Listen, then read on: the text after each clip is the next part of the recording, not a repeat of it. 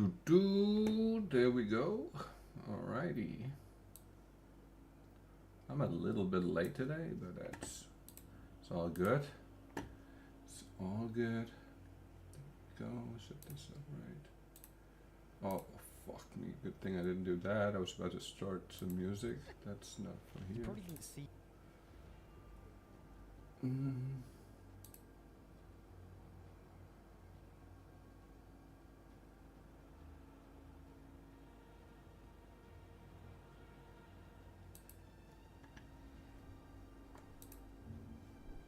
Wait, what?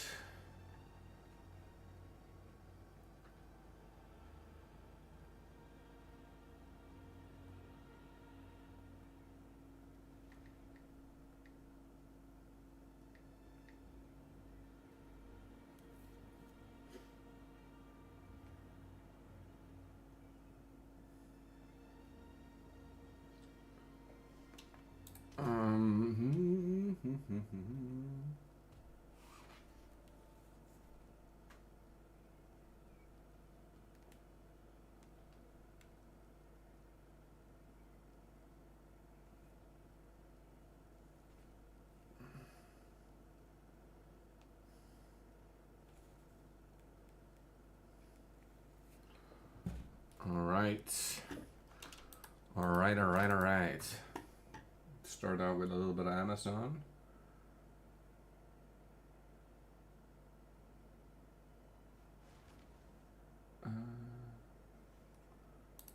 And there was a video that got uploaded. I'm Mark Roberts, Game Director on Path of Exile 2. Today, we've got a unique item showcase for The Last Lament, a brand new crossbow being added in 021. This crossbow originates from the height of the Eternal Empire, during the reign of Emperor Chittus. Kalisa Mars, known for her amazing singing abilities, due to the virtue gem embedded in her throat, was slain by her very own composer, Adamantia. During this murder, Kalisa unleashed such powerful screams that their sheer force killed both of them, eternally trapping their souls in the crossbow. Oh shit. The Last Lament has interesting modifiers to reflect this tragic tale. The first, a chance to reload bolts on kill.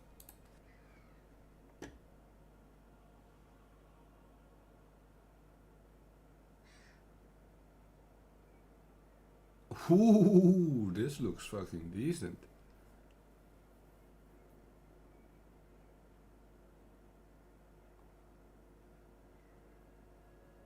I wonder what this skill is. Represents the crossbow's ability to capture the souls of slain enemies and use them as ammunition. Secondly, the crossbow has infinite ammo, as long as your soul is resilient enough by feeding life into the crossbow.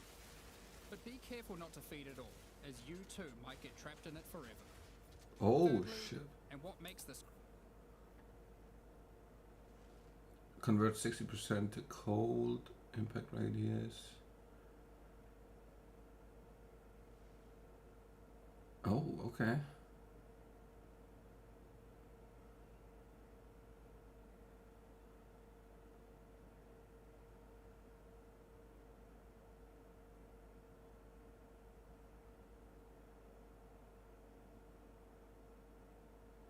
Oh. Crossbow truly shine is its granted skill. Compose Requiem. Harness the power of the entwined souls within to unleash the fury of Kalisa and Adamantia themselves by weaponizing their torment and laying waste to all enemies in sight. You'll notice as using the skill you get to hear the composition of Adamantia and the voice of Kalisa herself echoing for every bolt you fire. Okay. You'll be able to find the Last Lament as an in-game unique item in the 021 patch, alongside many other new and rebalanced unique items. Nice. Thanks. That's sick. Okay.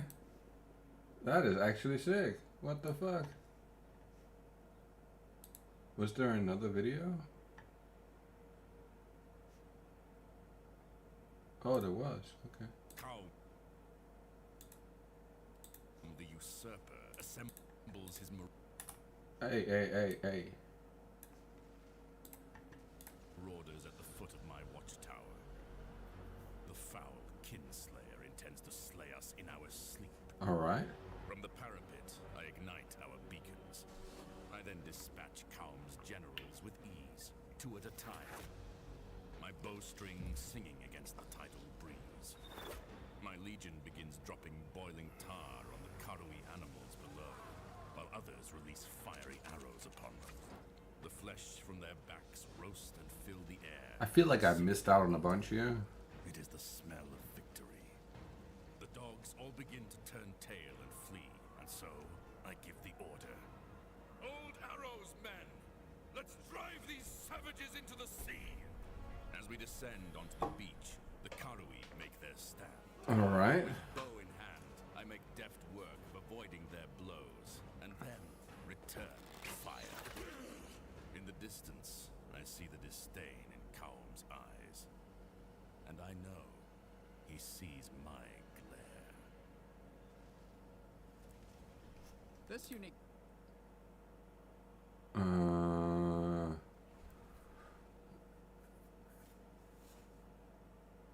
Okay.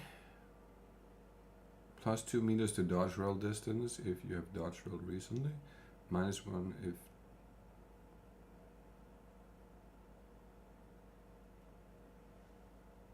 Wait, what? +2 if you haven't dodge rolled recently, and -1 if you have. Okay. Barrageable attacks with this bow repeats 1 time if no enemies are in your presence. Okay, that's... Bow will be added in 021, alongside many other unique items. When wielded, you gain some of the power of the masterful archer, General Marcius Lioni himself. As long as you're not too close to your enemies, all barrageable attacks with this bow will be repeated. To help you keep your distance, the bow also increases how far you can dodge roll. However, as Lioni eventually learned the hard way, you must be careful not to commit too deep into combat, as subsequent rolls will be shorter. This is a powerful weapon, and with enough savvy, you may just live longer than the Eternal General himself. Oh. Alright. I'm not gonna lie, they are looking decent. They are looking decent. I'm not unhappy with that. Was there any more?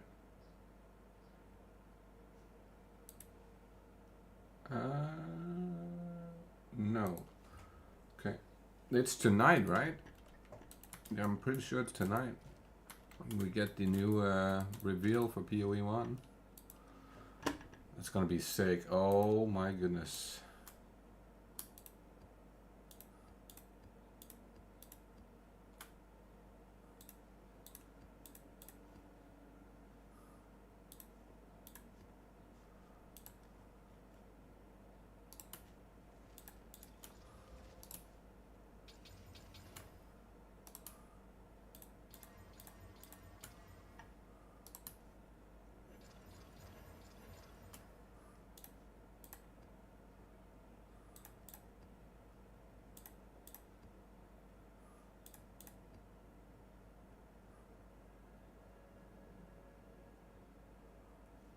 Okay, nice. No temporal chains.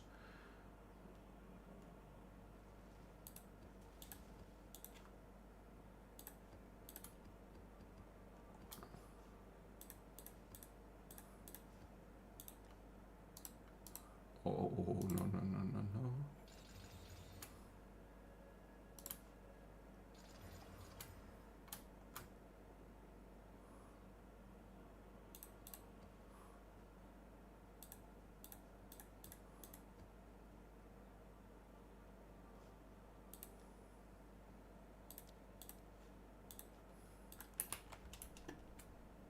All right. Onwards and upwards. Onwards and upwards. Let's see what we are. Which direction are we heading today?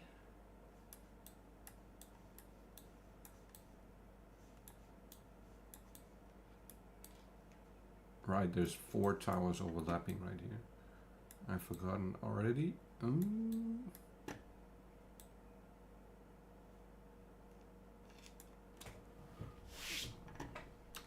Let's see, is it...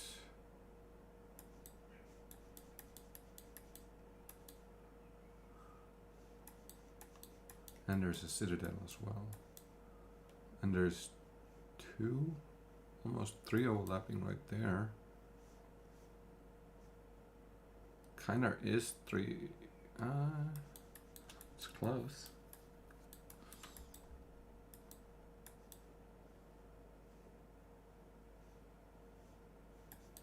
Oh, so those 3 overlap, and then those 4 basically overlap. Okay.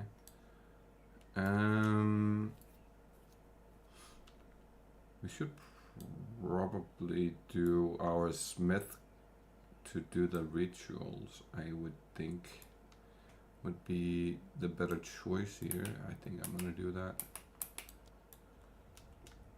And then we'll swap back to this one later. Just, it's a little bit more safe when we're doing rituals on this one.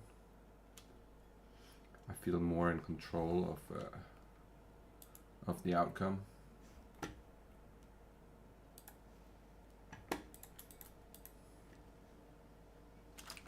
Nice, we already have some maps ready.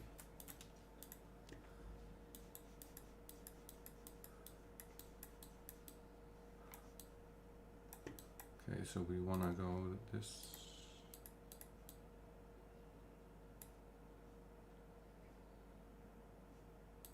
We're gonna go this way.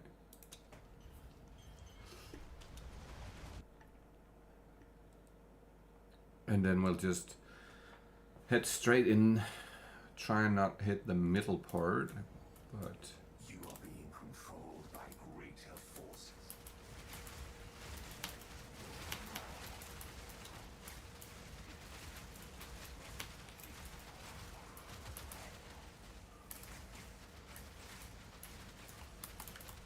Get the map up.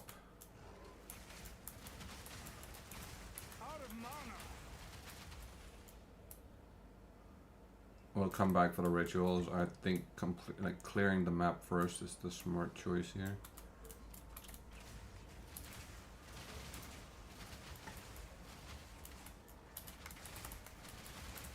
Feel my wrath.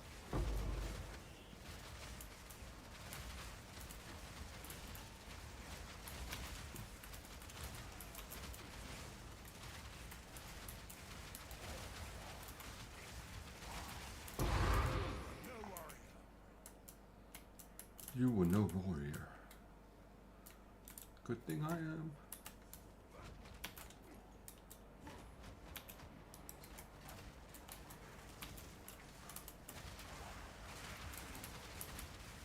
Need mana.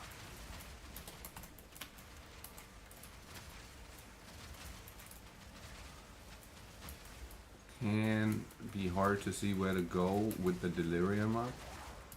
Sometimes it's a little bit tough to like kind of... Out of mana.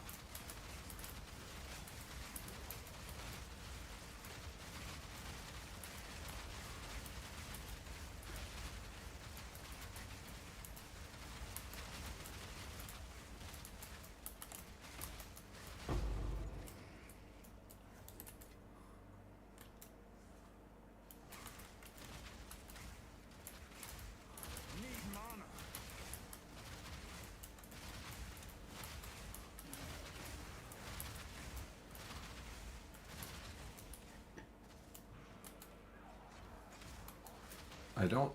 I only saw the name of the boss. I don't see where he actually is. Fair enough.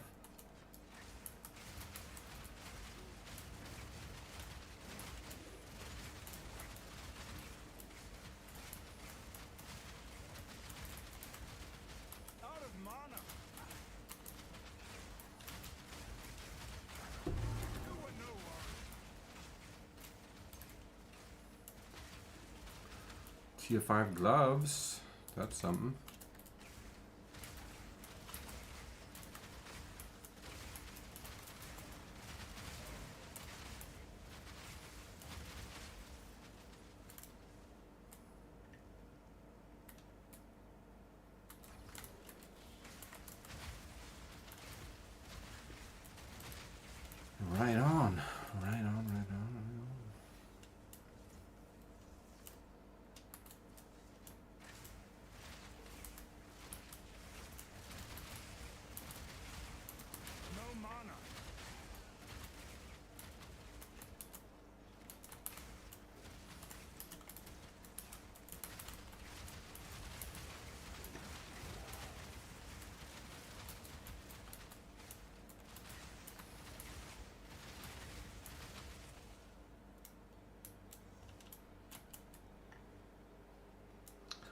I was playing some Daisy yesterday, and I'm so sad that I didn't get to record this part.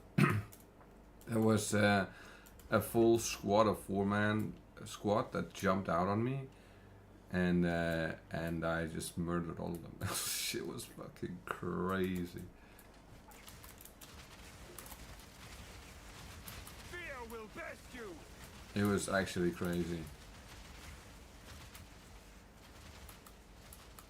I was so lucky because I heard them come driving up in a truck, so I sniped the driver and then shot the passenger, and clearly they were the two most geared. I'm sorry. They were the most geared in that group, luckily for me, and the two guys in the back was like fresh spawns, I think. They did not have a lot of loot. They weren't fully fresh spawn, they did have some guns and stuff, but they weren't like super decked out or anything like the first two.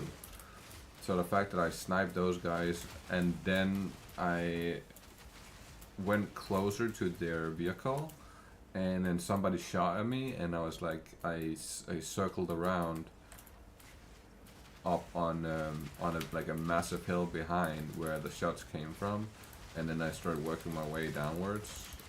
And it turned out the dude was sitting in a tree just looking over the bodies. So I was like, I jumped on the nearby microphone and I was like, yo, if you give up now, I'm not gonna shoot you. And the dude just didn't answer. I asked him like 3 times while I was like literally looking straight into the back of his head, and he didn't want to give up. So I just domed him, and then I ran all the way close to the truck, and there was one more guy just sneaking around the truck, like crouch walking around the truck. And luckily for me, I saw him, like I just saw the edge of his boot stick out from behind the truck, and I was like, oh, there's another guy. And I had a bag in my hand, so I dropped the bag, and I pulled out my shotgun, and then I just fucking one-tapped him with the shotgun. Shit was perfect. Just as he walked around the corner of the car, I was like standing there already aimed in, ready for him to come around. Shit was hilarious. They were not happy about that though, because I took their truck and all of their stuff and I just ran with all of it. Just got the fuck out of there. Stashed it all in a decent spot, but it was the only spot I had that I could really stash it in at that point. I don't have that. It's on a server where I don't actually have a base. I'm just running around solo, having a little bit of fun, trying to find some people.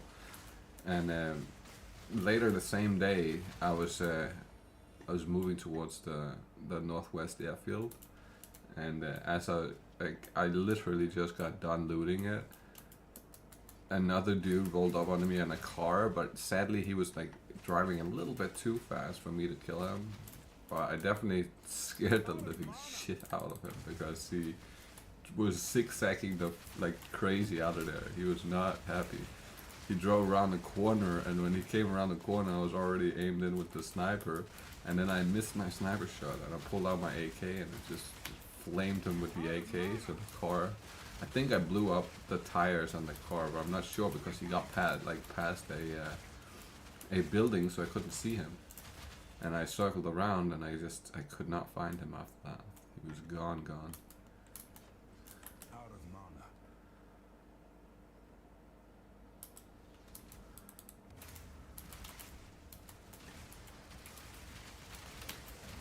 It's such a hard game, man. It's actually one of the hardest games I've had to play ever.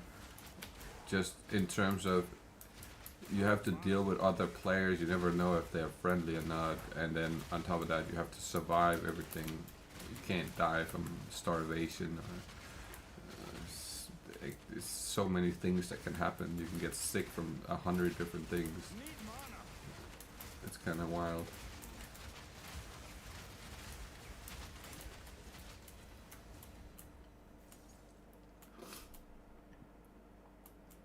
But it's fun, man. Because it's hard. It makes it even more fun. Especially when you do something like the 4-man. Oh, That makes it all worth it. That makes it all worth it. It's got loot for like so much loot. I couldn't even start to carry any of it. I just had to pick the most useful stuff out of that truck. There was so much shit in it. Need mana. Hope for another hunt, are you? Ugh. That sucks. I did not know there was a wisp up here. Never mind, it really didn't matter.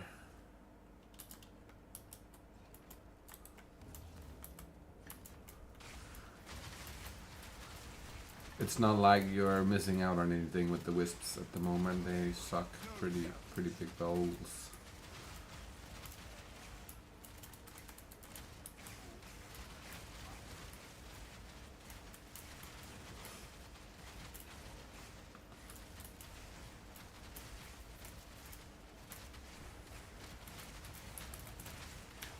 Uh-oh.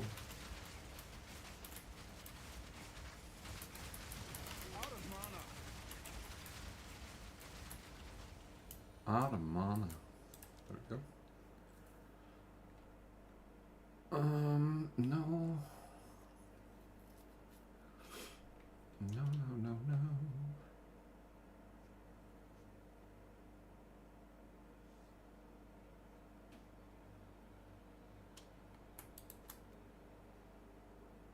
Jesus.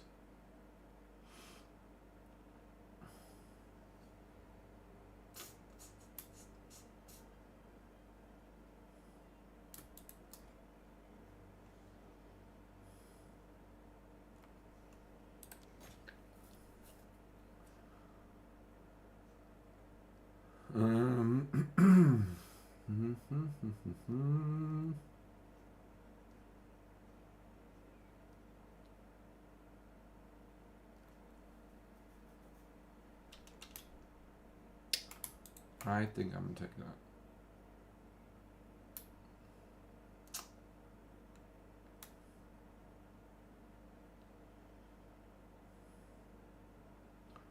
Or if it had, oh, why didn't it have these stats? That would be nice.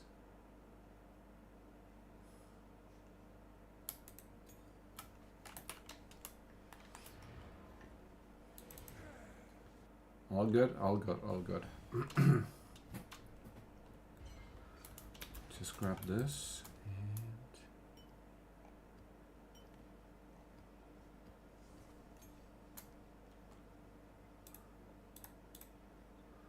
right, tier 5 gloves, come on.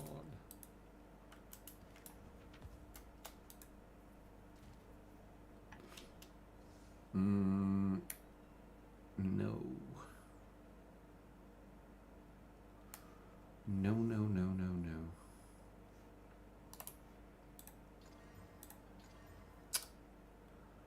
Shit.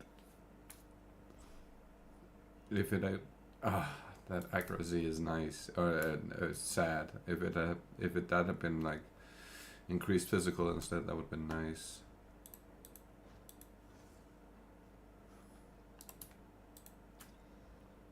You.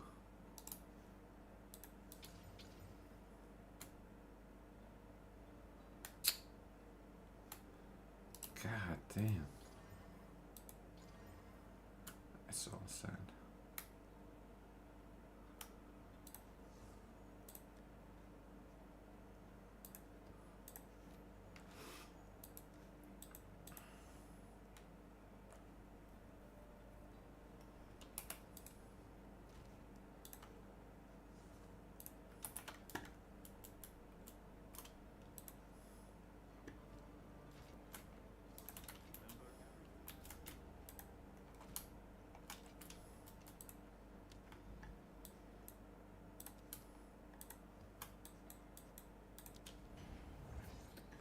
All right, next up.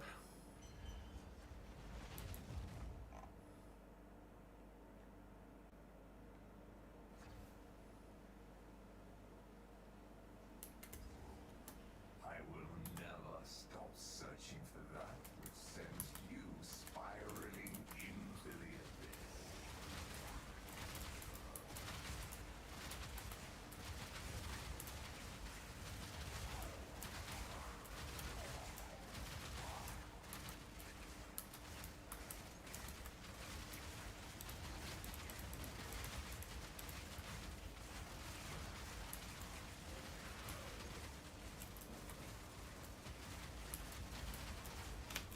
Oh.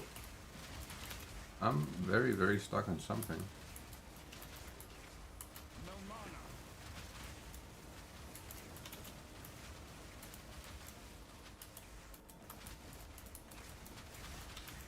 Big creature.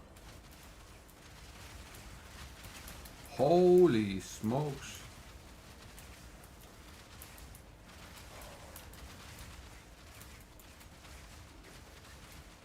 Nope.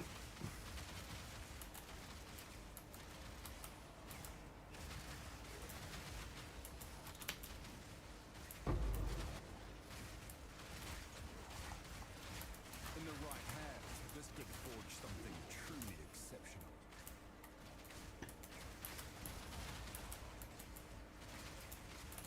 Fear will best you!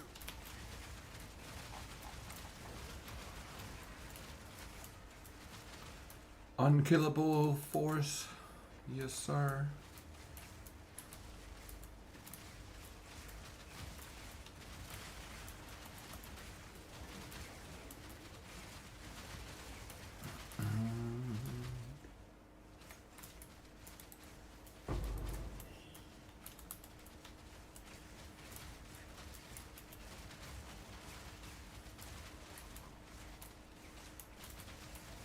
No mana.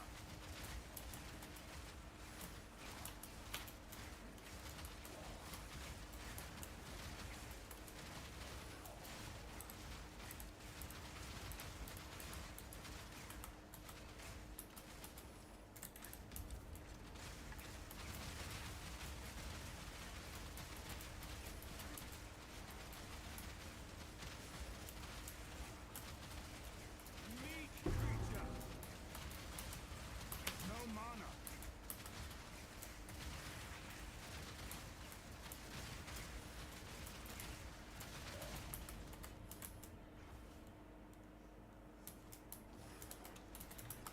Out of mana.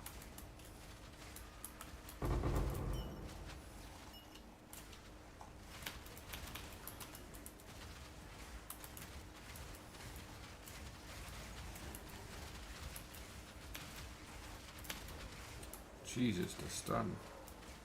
Not again today. Out of mana.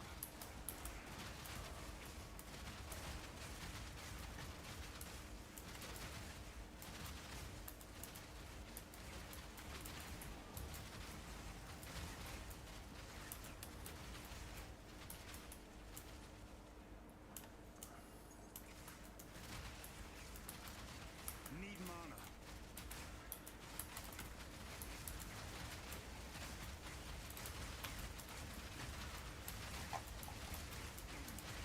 I've never seen a corrupted essence so far.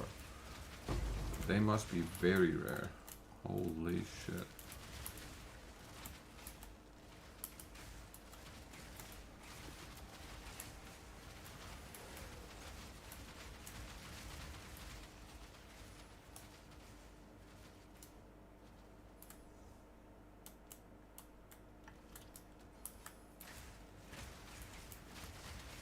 Weakling.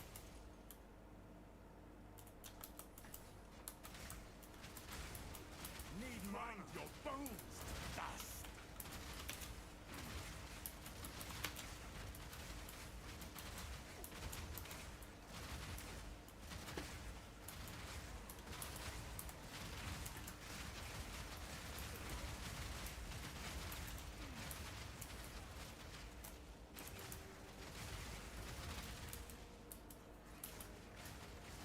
Hmm.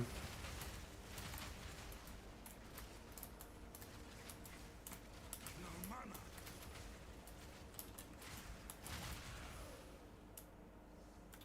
No mana. I feel like I've heard that before. Once or twice.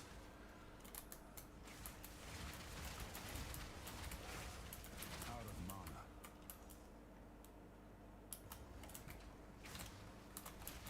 Wretch.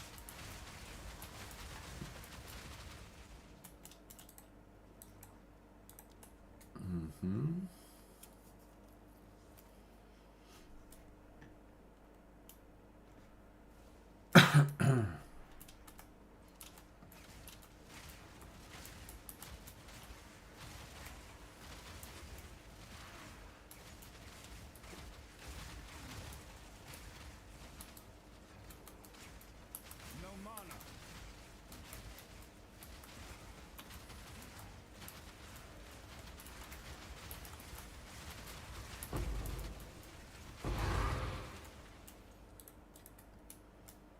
we go.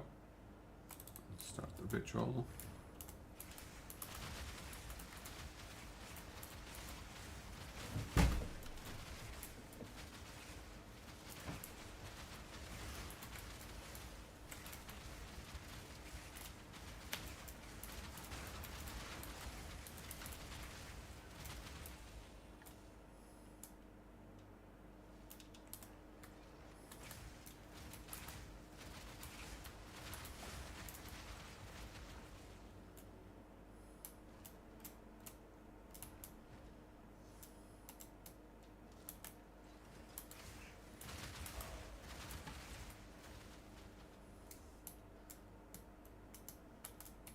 Need mana.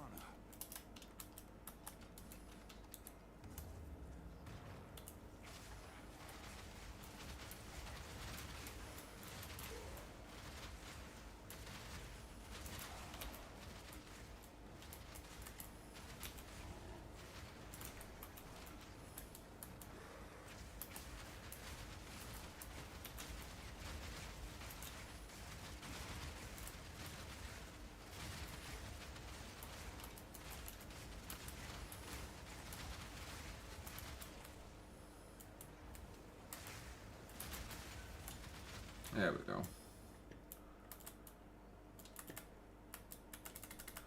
My second hand is bugged out again. Eek. That sucks. Out of mana.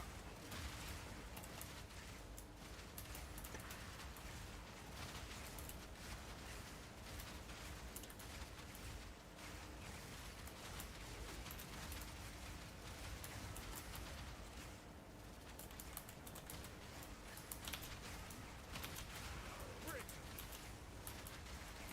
No mana.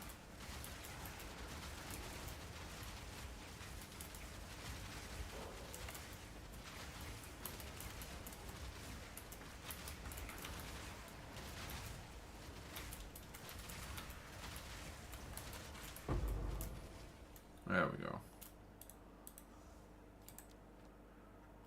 Did we get anything worth talking about?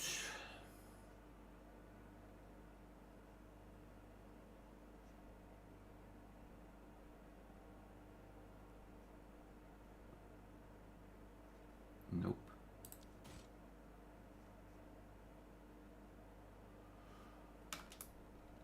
Oh.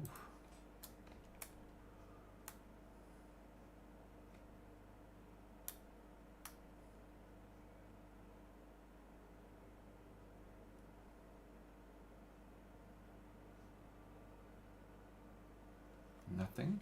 I'll take that. That. Fair enough.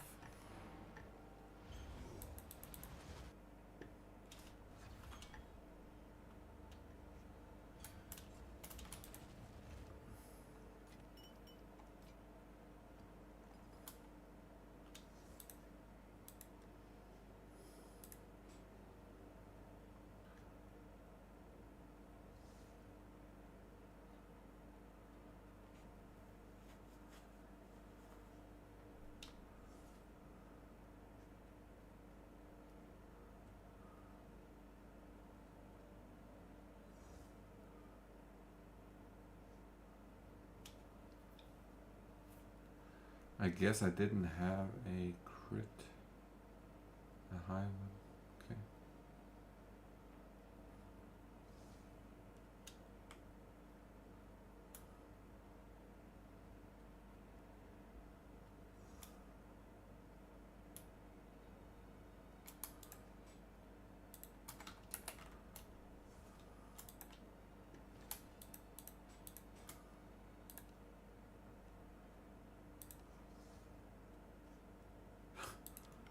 %. Wow. Boom, it's gone. Of course.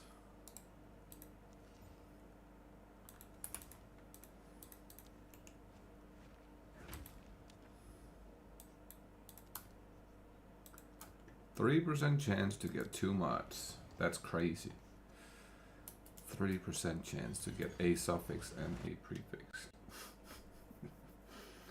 Oh man. Someday we'll get that Recombinator to spit out something that's at least semi-decent. When, I cannot tell you. It'll probably take another couple of 100 tries before that happens.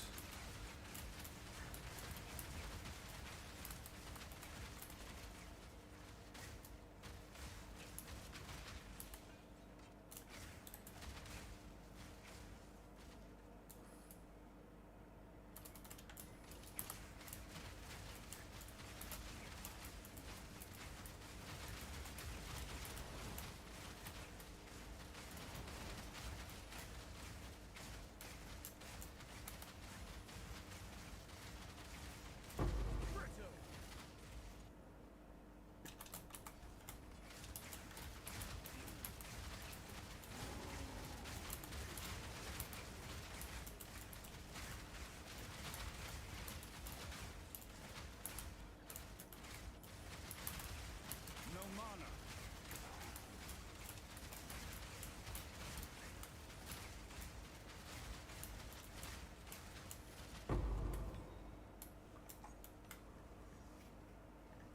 All damage chills, all damage ignites. Okay.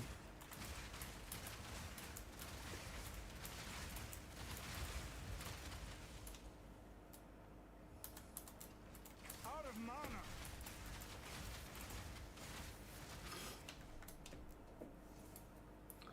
We are gonna have to see if we can find a better rare at some point in the future. Not for this guy, but for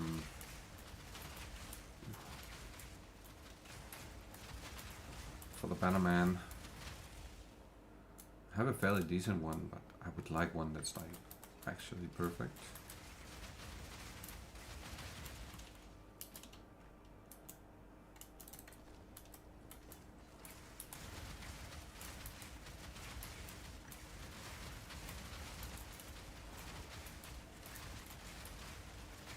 No mana.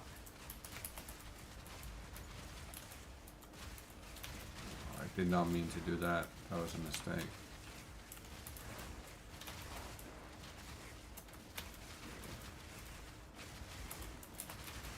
No mana.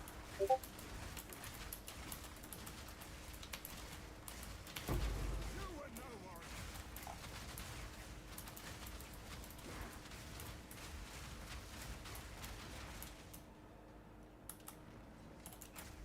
No mana.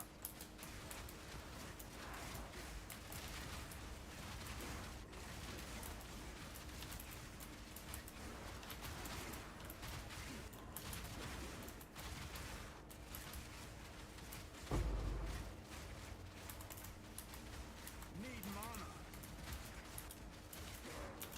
Uh-oh.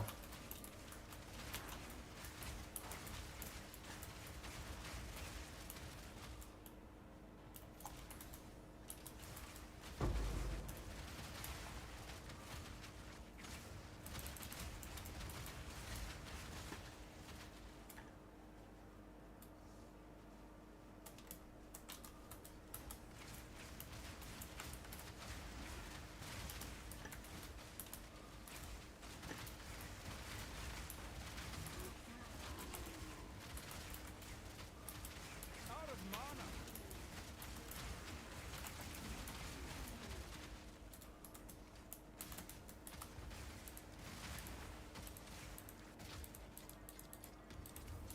Out of mana.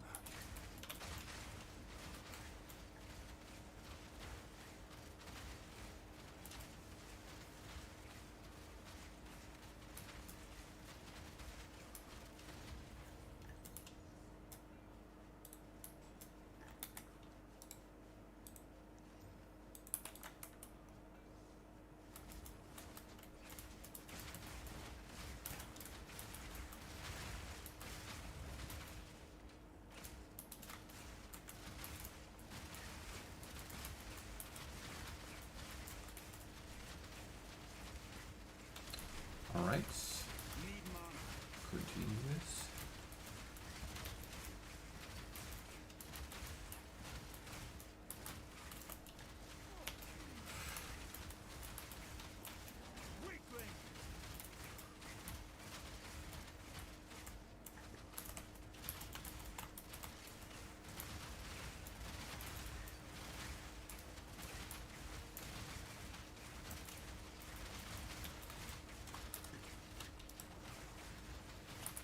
Oh, maybe not right now.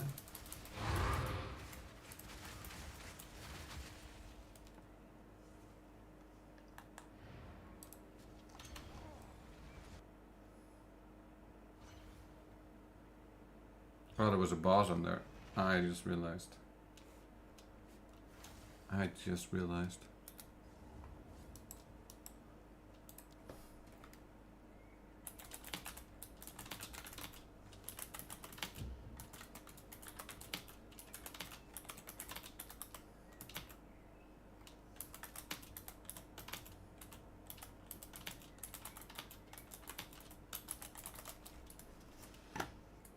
I'm guessing this way.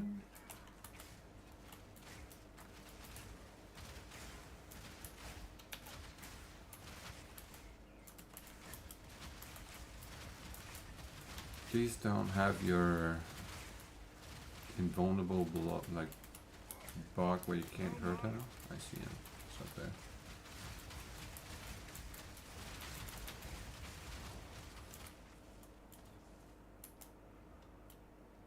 Let me hurt you.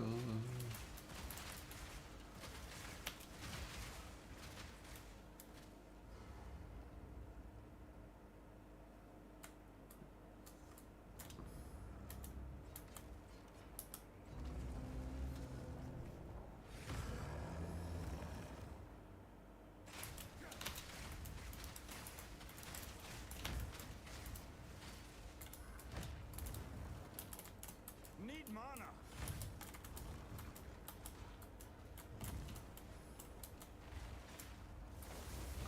Survive, buddy.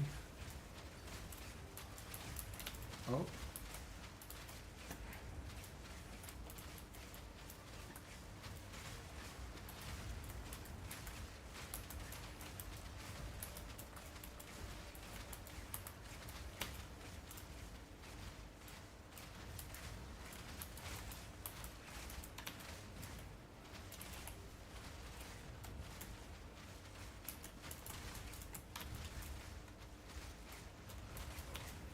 Ow.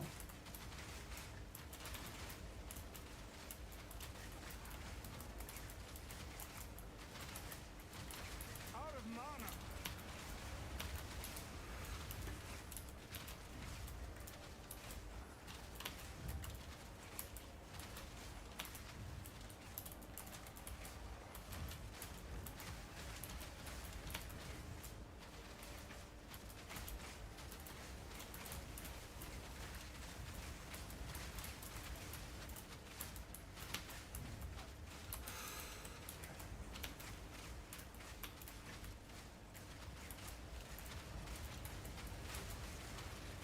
Out of mana.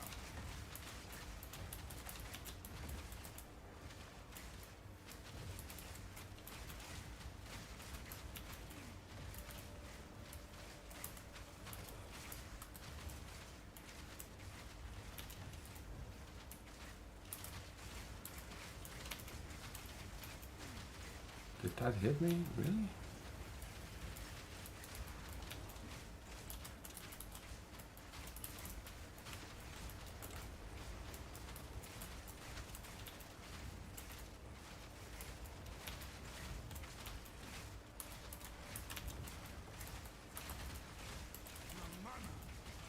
Oh shit, okay. I'm stuck. I'm hella stuck. Wow, what a fucking dick.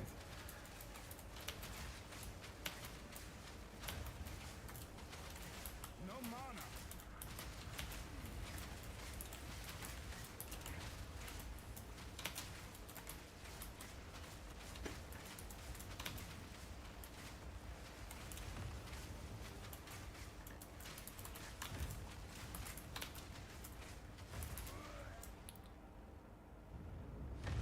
What? It hit all the way over there and I'm dying over here?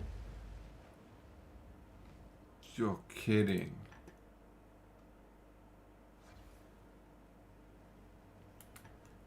You are kidding.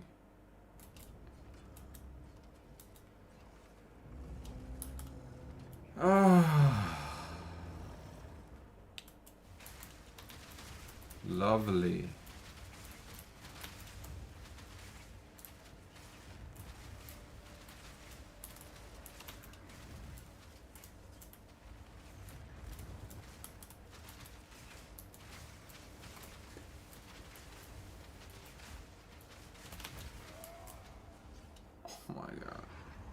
The AoE on that attack is crazy. Oh my god. What the fuck?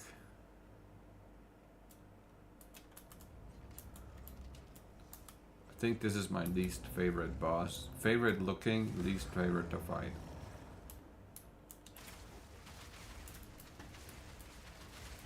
It's extremely hard to see sometimes what he's actually doing.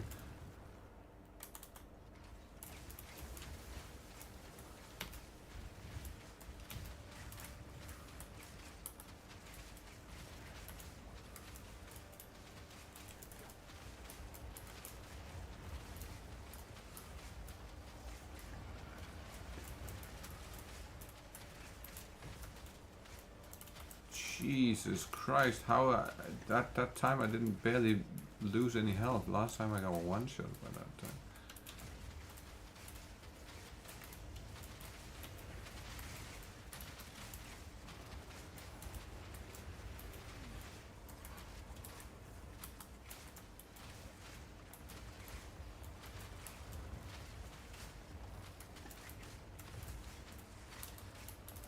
Out of mana.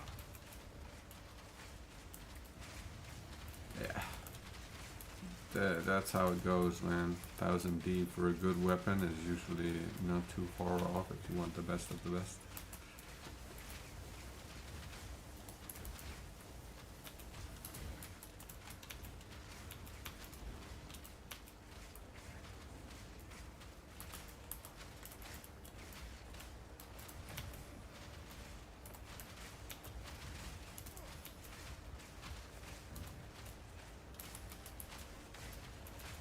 No. Ow. Out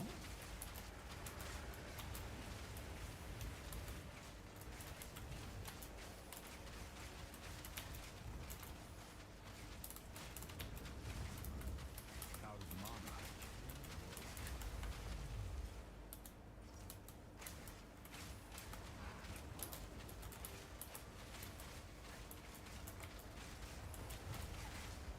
Shit.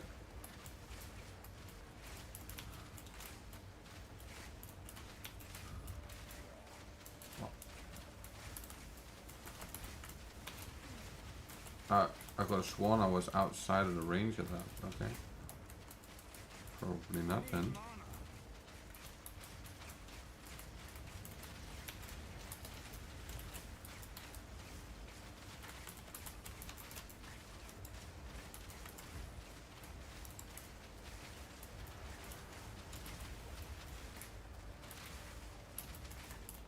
Out of mana.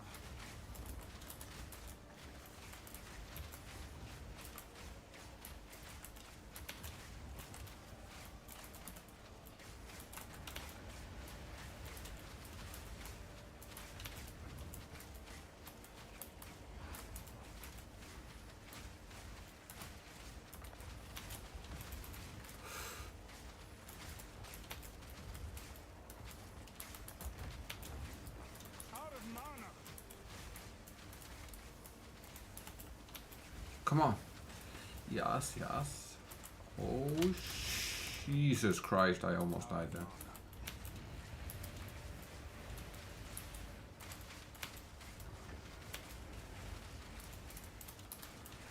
Yo, what's your league start for 326? If they don't nerf Ice Nova, I promise you right now, that's gonna be my league start. Hero Find Ice Nova. If they nerf that, I don't know, man. Depends. It really depends on what the nerfs and buffs are, if there is any. Let's say there's none, then for sure Ice Nova, Frostbolts. And if there are, I'm probably gonna kind of like think about it and then figure it out once I like read them. That's at least that's what I'm thinking for right now. But Ice Nova Frostbolts is like my favorite build of all time in PoE 1. I really like how that build plays.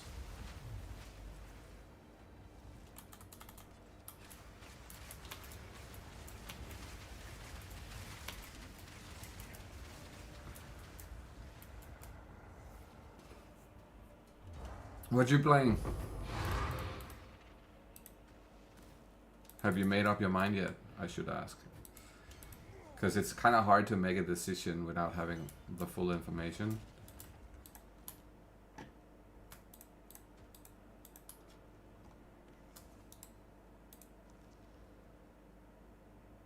Okay.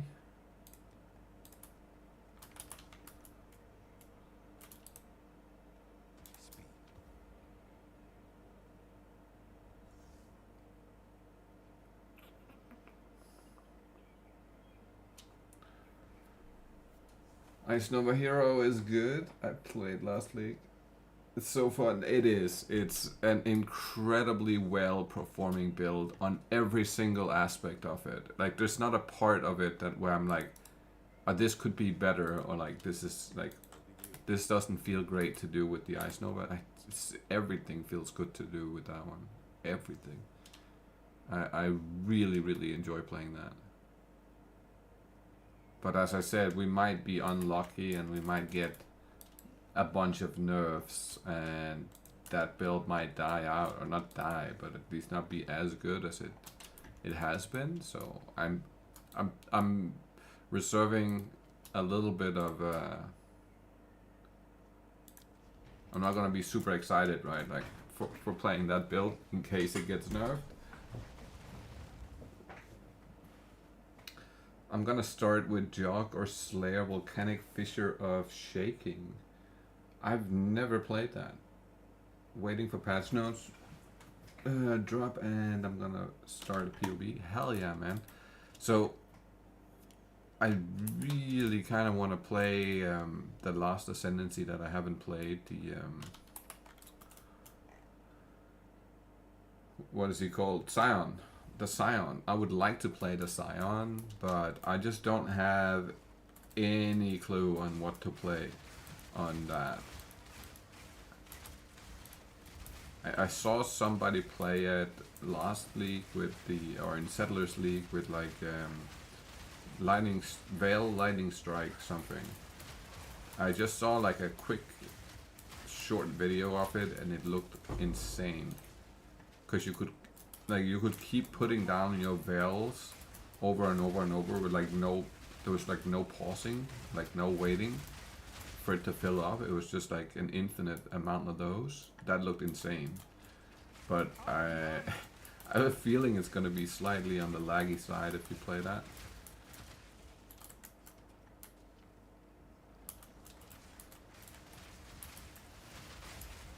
And I really hope they fix the servers before launch, because if we have to deal with DDoSing EU servers for like the entirety of that league, I'm gonna be a little bit sad. It's been horrible so far with playing on EU servers. It's been really tough to get. Like as you see, I'm playing on Washington DC right now because it's literally 100 times better to play on, and it's like 130 ping.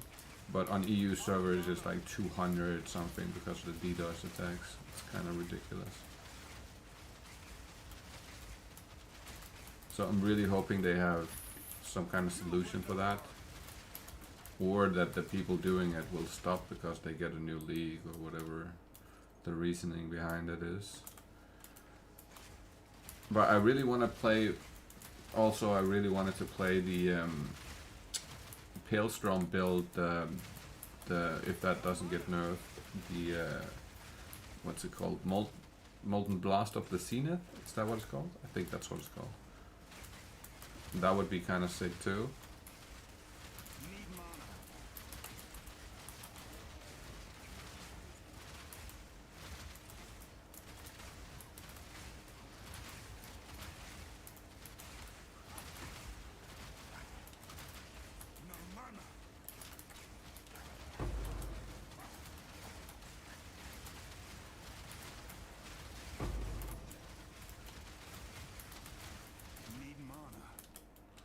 I thought it was it's a wisp. I thought it was a what's it called? A breach, man. Holy shit.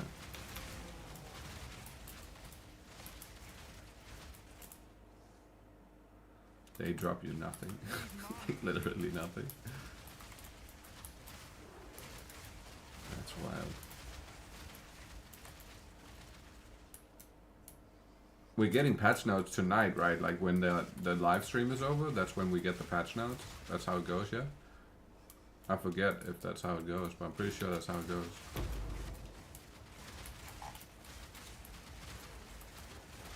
I should actually run through the game once just to practice. Because I have PoE 2 brain. My brain is fully WASD. Molten Shell of the Zenith is good too, but expensive. Yeah, it is expensive for sure, but if Lightning Strike is not fixed, you could technically just start out as Lightning Strike and then swap into it later. That would probably be the way I would do it.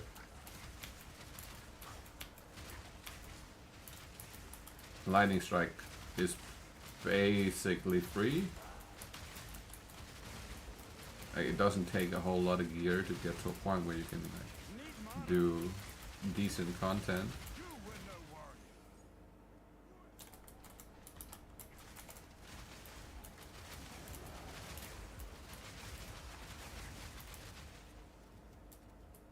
But I honestly don't mind if a build is like slightly expensive. It just gives me more time to play the game to save up all the currency needed in order to make it like really good. We can jump on oh sorry, I didn't even see your message. I usually play one of Fubgun's builds, but thinking I'll play something else more tanky. Any recommendations? Yeah, so if Ice Nova is not, let's jump on PoE 1 real quick. If Ice Nova Frostballs is not fixed, Nathan, that is one of the, if not the best build in my opinion, but a lot of people will say the Lightning Strike. I have both, so it's kind of easy to show off. So I do have the Ice Nova Frostbolts, but I also have the Lightning Strike Trickster, right?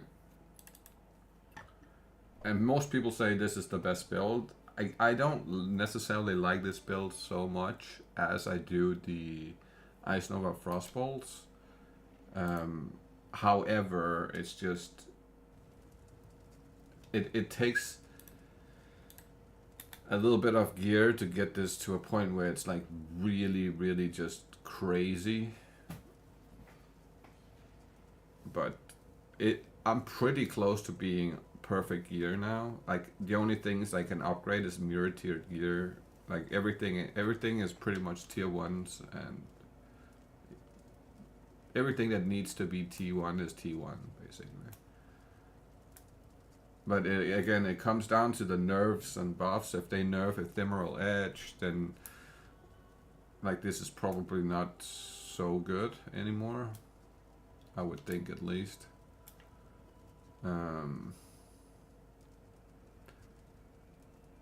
But it is a really nice build. Oh my god, I'm on WASD movement. My brain is so cooked from PoE 2. It's so cooked. This is gonna be a tough run through the campaign, I'm not gonna lie. This is by far my favorite build though. This thing is so good at everything. It does Ubers. I've done every single piece of content this league that I set out to do. I even got to go deep on the delve with this character, and I crafted all of it myself. So we hit depth 1000 on delve with this build, and it's none of the gear is mirror tier. So I feel like for a solo crafted build, it's like pretty freaking decent. Or like a self-crafted, I shouldn't say solo because I'm not playing solo self-found. But I have crafted all the gear myself. I'm pretty happy with this one. It could have a couple of better stats. There are some stats like the lightning on these boots could be better, right? And there's a couple of other things that could be a little bit better. But it's so minute that it doesn't really do that much of a difference, I feel like. My Vision Ice Nova with Swollen.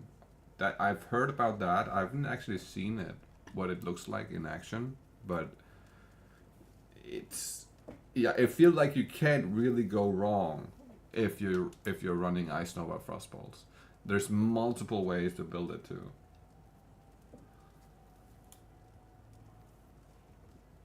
Looks great. Crafting is a bit overwhelming in PoE 1. So with crafting in PoE 1, there's like two ways to do it. There's the hard way where you just literally sit down and you learn every single orb and every single thing to kind of like make a craft, right? Or there's the way that I did it, where I just basically took one part at a time, starting out with my weapon. I think it was this one. This is the first thing I made for the build, really. And when you follow a recipe on how to do it, like a basic, like what I did, I basically had a bunch of these profane wands, and I rolled them so they had at least 2 of the mods that I wanted at tier 1. And I I fractured them to gain one of the mods that I really wanted. And when I hit mana on this one, I was like, yeah, sure, I'll just continuously craft it with an essence now. And then I crafted with an essence, and once I had all the prefixes locked in, then it wasn't really too much work to get the last stuff. There's a website that you can try crafting and try it in the game. Yes, Craft of Exile is a really, really good way to go about things here. I use it myself when I want to, for instance, just knowing certain things when it comes to what mods can spawn on what item, because I'm still new to, I say I'm new to the game, but I'm not actually that new. I'm just new to crafting, so I don't know all of these mods, right? Like they are like foreign to me, so it takes a little bit of time to figure that part out. But once you have that locked down and you know what mods you want, and you know you have like a really I like to like write it out in a notepad, and then basically have like a step by step. What's my next step? And then I also know what the previous step was. So if I fuck something up, I can usually go back to the previous step. And sometimes you can't, right? But what I'm really hoping for is for them to keep the recombinators the way they are, because that's for me at least, that's what makes the most amount of sense, and it's the easiest to use for crafting. So that's what I used for my armor and my boots and the second weapon and my rings. I used the recombinator, and that was a lot more easy, because that's just slamming to, like, having a bunch of bases, right? Like saving all the bases you want to use to craft with, and then you just augmentations until you hit the alterations, alterations until you hit the mods that you really want to get, right? So do I not have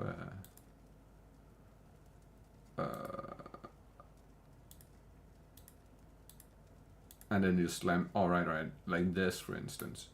So you get like 2 of these items that has 3 mods, you slam them together, and then I feel like that's a very easy way to craft. It's not, it doesn't take like a whole lot of knowledge, whereas with the wand, the first one, it was a lot harder because there was like more aspects to it. I had to essence the spell damage, and then I had to hit the spell damage mana on there, and as you see, it's like a tier 2 because I gave up after having spent like a lot. It cost me like 70 divines to make this one in crafting materials, so it's not super easy to understand all parts of it. But once you hit the right mods as prefix, and you can lock them, and then you use the harvest bench to try and craft speed on it, cast speed on it, and then I hit T1 cast speed really fast, And then after that, it was just getting the Veil Orb on there. And yeah, that was pretty much it. I had to hope that the Veil Orb wouldn't kill off a prefix. But this is like the most. This is the craziest build I've built this week, and I'm still not done with it. Right, like it's still. I sold my Ice Nova for 5 mirrors. Holy shit, that's quite a bit. Holy fuck. This is the craziest build I've made, but I'm missing the gloves at the moment, and I need to put Mage Blood on it. But once I get the gloves, which are like gonna cost me around 400 to 500 divine, something like that, then the build is pretty much done. This is insane.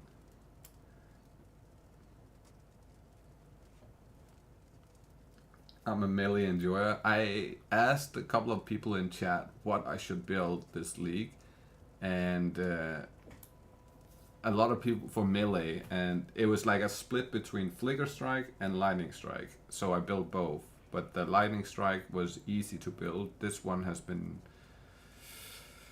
a long process of me saving up currency to get a mirror to then mirror the items because of like the level of item you need for it to be really, really good. So it's been a long road, man, to get here. And as I said, I'm still missing the gloves and I'm still missing the Mage Blood. But once I get those two locked in, then the build is pretty much done. But I'm happy with where we at now. Very helpful, thanks. No problem, Nathan. I'm happy to help, man. But as I said, there's multiple. I would say there's multiple builds that I can't play Flicker Strikes too fast. Yeah, it is crazy. I've been having a real hard time playing this build too because it's impossible to control it and aim it. It's like all over the place. Another good choice that I feel like is a really solid choice, especially if you're like newer to the game, is Righteous Fire on the Chieftain. And the reason, now this is not great for bossing, but for maps, this is phenomenal. This is actually like insane. And the reason I'm saying this is really good is just because of how detailed Pox has made this build in terms of like he made a full-on website dedicated to this build. And this is really, really enjoyable if you follow his guide. It's super easy. My Vertigo would not allow flicker. I get that, man. That is understandable. Most certainly understandable. But yeah, this is another fairly great build. Super easy to kind of like get to a state where you can just run through everything. And I'm level 100 and it literally took me no time. Played. We got 4 days and 7 hours played on this character and it's level 100. And I'm pretty sure I did not die like a whole lot.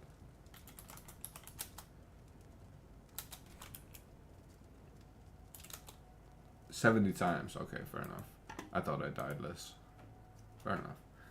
But I don't feel like 70 times getting to level 100 is too bad.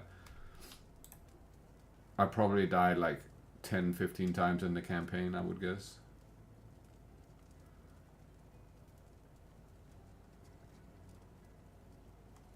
But it's just very simple. It's very easy to do. It's it's not super complicated.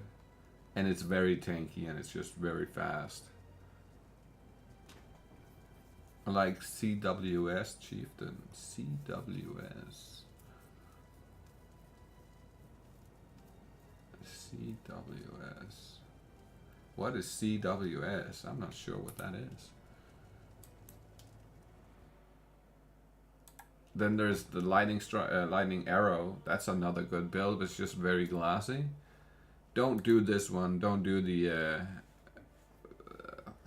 poison SRS. It's very expensive and it's not the greatest build, to be fair. Hex Blast Mines is kind of nice, but it's also kind of glassy. It's like, I don't know, man. I would probably say it's between Ice Nova Frostballs being number 1 in my opinion, then I would say Righteous Fire is number 2, and then Lightning Strike number 3, and then Lightning Arrow number 4. That would be my choice of builds there for starting out.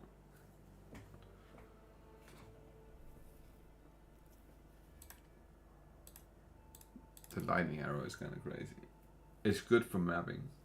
Thanks for the info. Gotta go. For sure, Nathan. I appreciate you coming by, man. Have a good day. This is kind of insane still. I still need to do a couple of things on it. It still has room for improvement. Not a whole lot of room, but there's a couple of things I want to improve on it. Like the rings and the boots as well. I would like to get a little bit better pair of boots and a better helmet.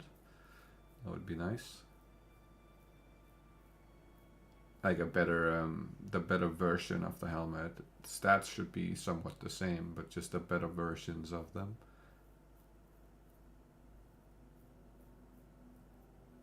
Alright, that's my very first craft ever.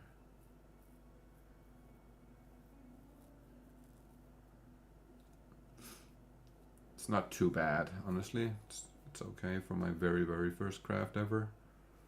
Like high tier craft where you're using the influence orbs and stuff like that. Oh, right, it's because it's from, I was about to say, like, why is it all fractured? But that's because it's from Necropolis. It's from the graveyard crafting. That's why it's all fractured like that.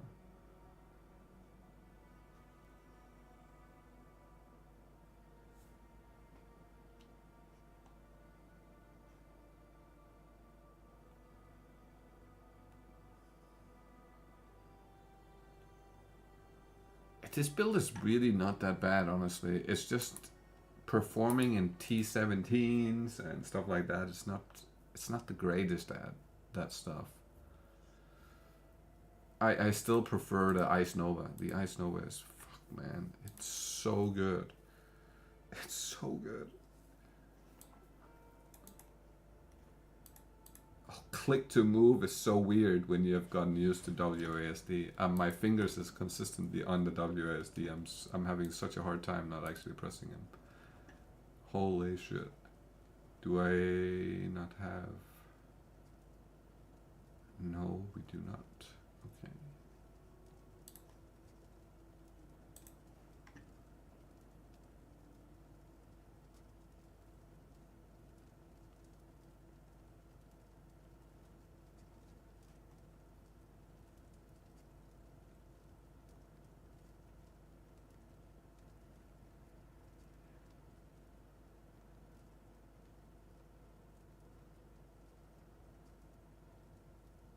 I feel like this is a good test, the Valdos map, because a lot of them are like super harsh.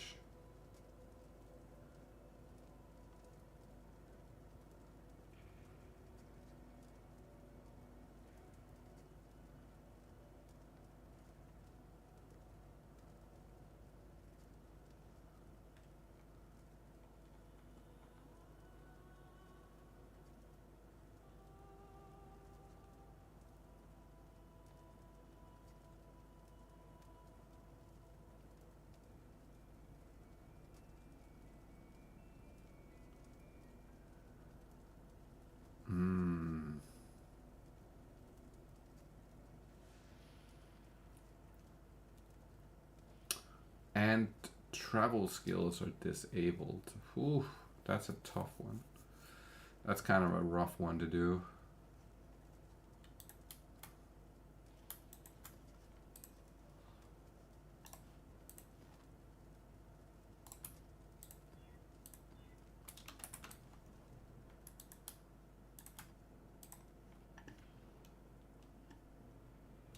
But I like the speed of this build, like just the movement speed, not movement speed, the travel speed.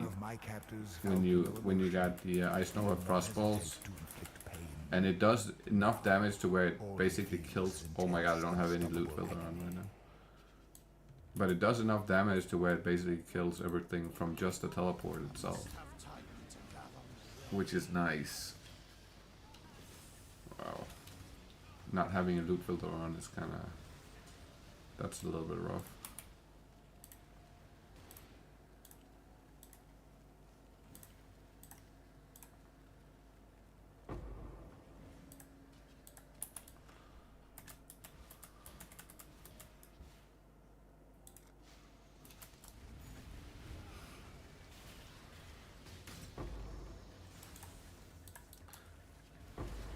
But it's a nice one button build, man. When it's set up like this. Kitava's Thirst really makes it feel extremely nice when you don't have to fire the ice, like the ice bolts yourself. I don't mind doing that in the beginning, but oh my god, the second you can put on Kitava's, holy shit. The lag, because we are on EU servers, is ridiculous. You gave my pride a bloody no. Fair. Fair fight. Not bad. Don't snuff my candle, Jeff. Huh. You say prison cells. I hear horror.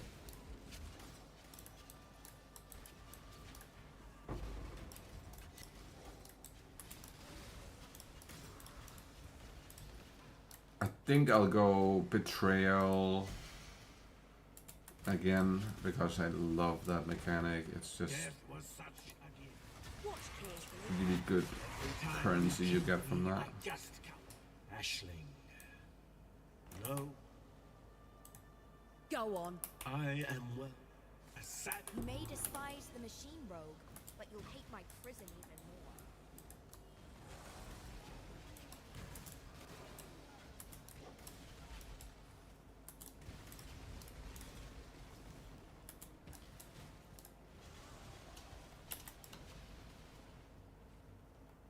I don't have any currency on me. I might. Harbingers, and then June and Breaches. It's so nice, it fits on one tree.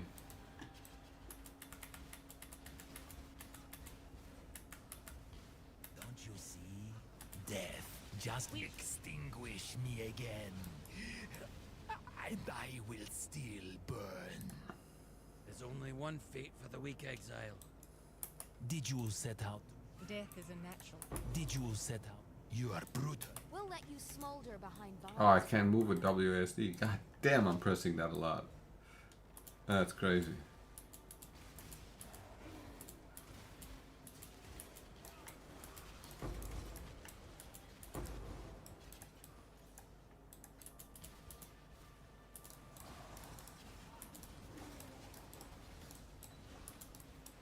I actually think I'm a do like I did last time. I'm gonna start out by doing the lab as the very first thing, and then after that we do June and all that stuff. Just because early days getting the high tier, of course it comes down to if what they nerf and whatnot, but having the high tier gems, right? Getting the transfigured gems. It's such an easy way to just make bank in the early days, and then later down the line it's not worth like a whole lot, but those early days, man, getting like an Ice Nova Frostbolts, leveling it to 21 is like 10-15 divines. Easy. And you can force spawn them, right? You can what's it called again?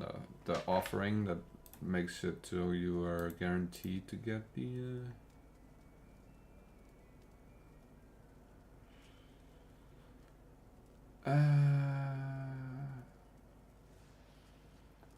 it's the one that says change it to a transfigured gems of the same kind, and you just go here and you buy Ice Nova.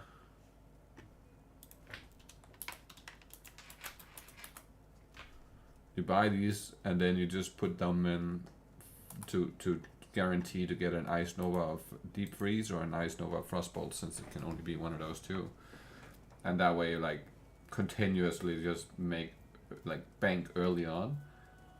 It's very consistent, I feel like. I did, like, a test on it.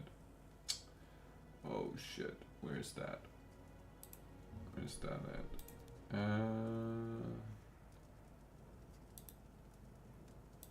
Did I make a test on that? I feel like I made a test on it.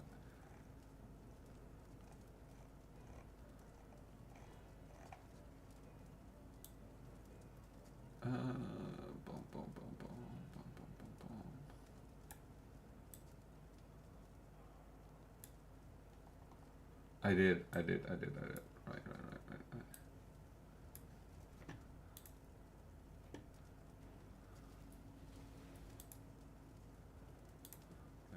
Easy to sell, and I did 50 runs, and I out of the 50 runs, so that's like 100 blue gems, right? And in 100 blue gems, I got 8 Frost Novas, Ice Novas of Frostbolts. I got 6 Frostblink of the Wintry Blast. I got 11 Lightning Ball, which were worth like 4 or 5 Divines at the time. And I got 1 of the Firestorm and 1 of the Kinetic Blast of Cloistering. All of these were like worth a decent amount in just level 1s. And then, so, oh yeah, here we go.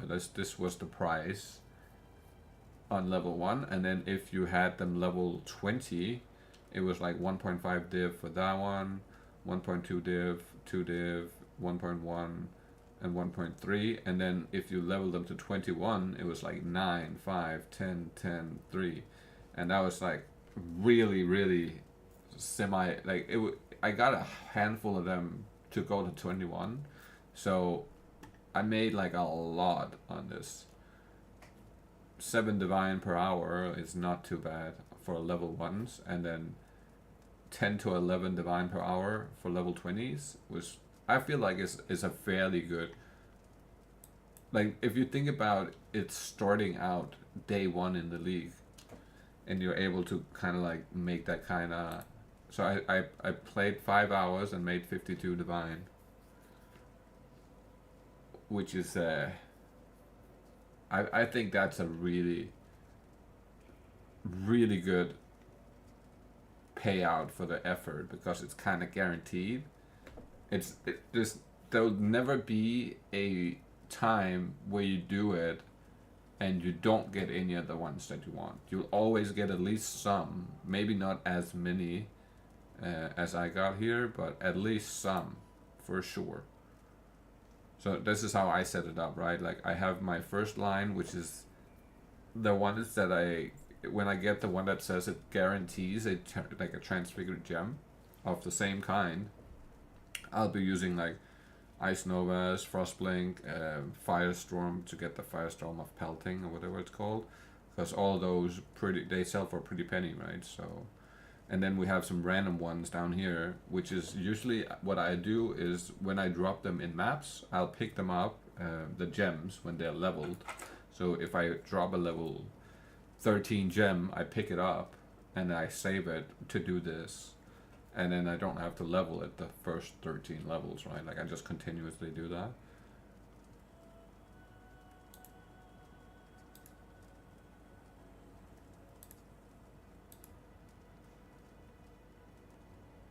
Transfigured skill to be a random, oh no, so this is the one you use, the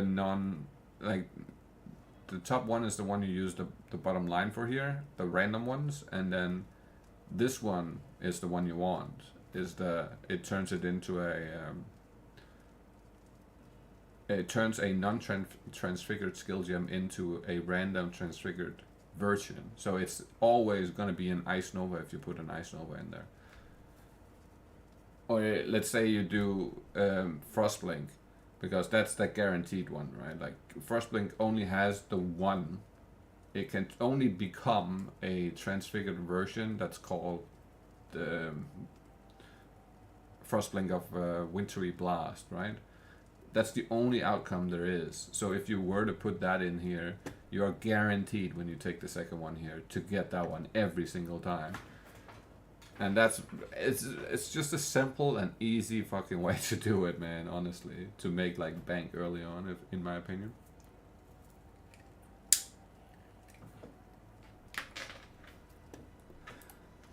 And yeah, that is probably my main way in the first couple of days, and then I'll go swap into Breach and June and a Breach, Betrayal, and Harvest and Harbingers. That's like usually the ones that I like to play. Let me see. No, it's not. How is it? Control G? Yeah, it is. Okay. Can I zoom out? Yeah, yeah. So Breach, Betrayal, Harbinger, and Harvest, all on the same tree. I feel like that's a really good tree to use in early, mid, and end game, honestly.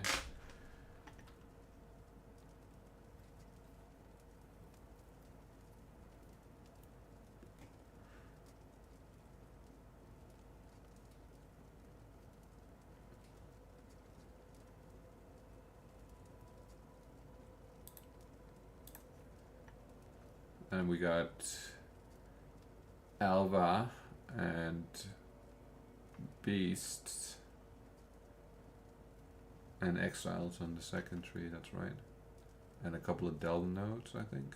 That's right, that's because I was doing, I was going to hit the level 1000 on Delve, that's why I had that on there, that's right.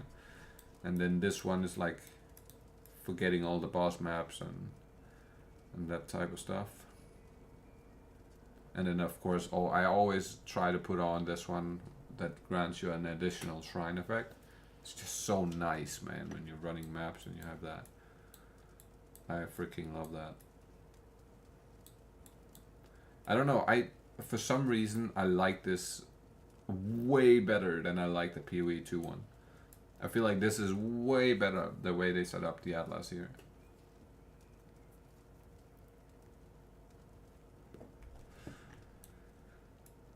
However, when it comes to maps, I like the maps in PoE 2 better. Like the way they set up maps, where you have the Atlas, where you're traveling throughout the Atlas to like do your maps and stuff. I think that's more cool. Just it's more intriguing, but the Atlas tree itself, it's just 100 times better on PoE 1 in my opinion, because it lets you actually do stuff before you kill the bosses and shit. I just find it more useful.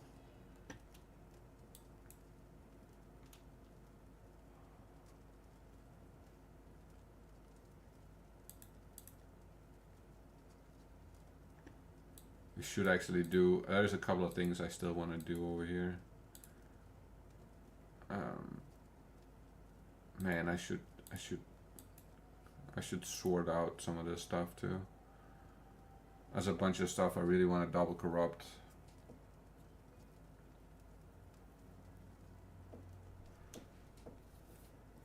Like a bunch of these amulets. There's a couple of other things.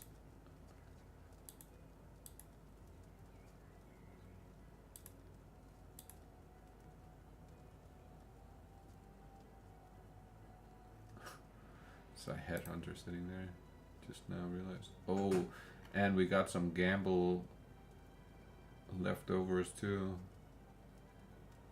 I do want to double corrupt some of these boots as well and get a good outcome that I can use on the Flicker Strike. That would be nice.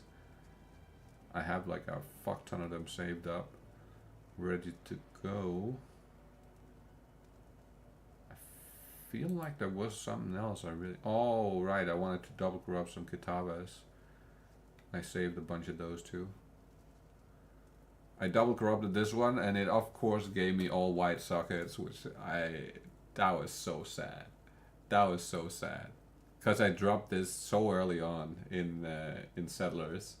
I got a key, and I went my very first key ever, and I go to use it, like that I dropped myself, and I get the one thing that my build actually was able to use of the uniques, right? Like the only real uniques I use on here is the series, the Kitabas and Mageblood, but Mageblood, chances of dropping that is slim to none. I feel like this might be doable, but still, that's a fucking random ass drop.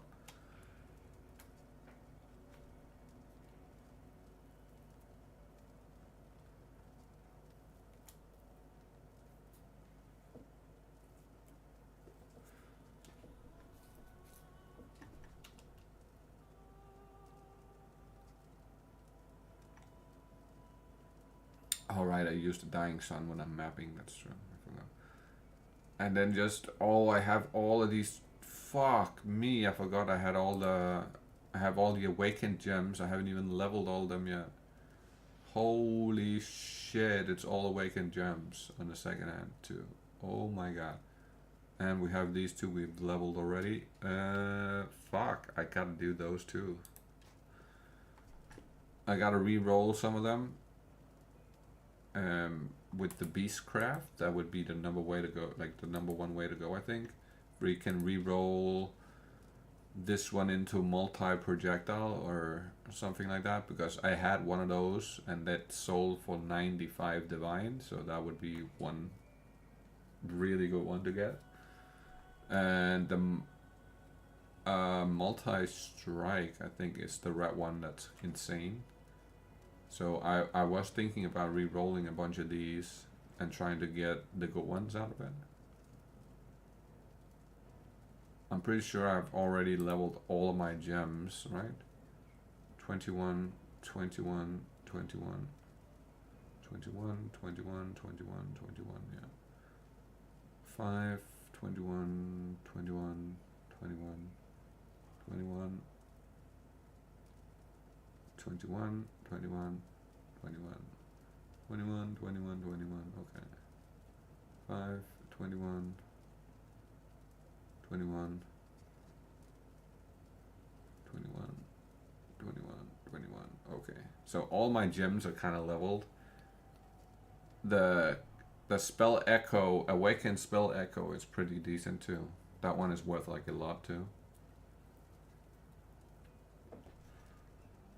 I had one of those early on. Oh right, I do also have this one, that's true. I have so much shit, bro. Holy fuck. I got a fuck ton of megalomaniacs.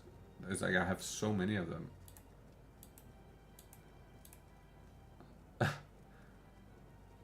It's kind of fucking insane, honestly.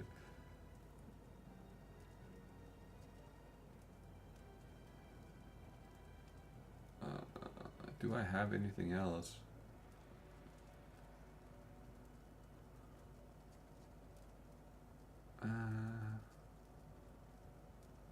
Not really.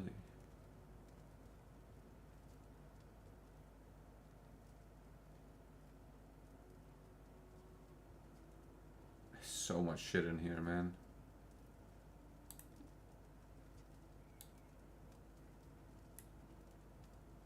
Holy fuck. Alright, I sold a bunch of those, I remember.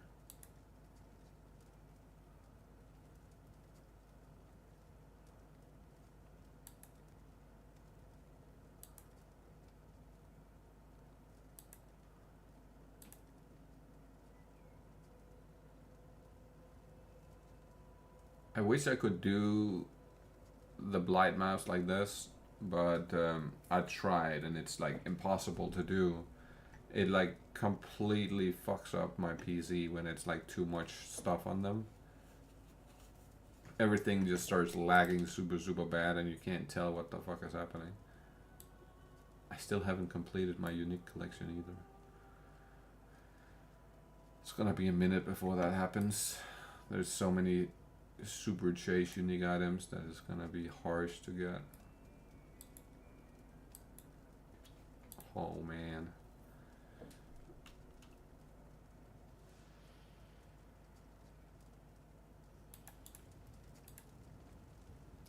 I don't know, I kind of wish the King's March thing went to like be a part of the standard part of the game. But this this is one of the coolest things I've done ever in an ARPG game, was like build this city and stuff. I feel like that was really, really fucking cool.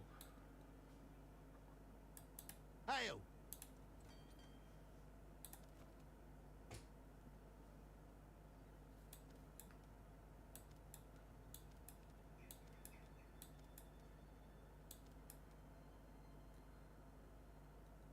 Should probably just send it, since we're not going to be able to make anything else.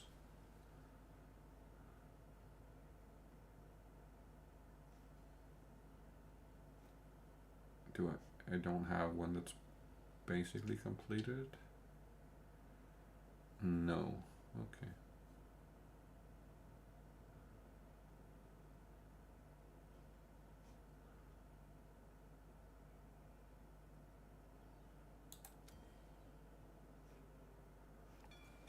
Sailor's luck, I hope.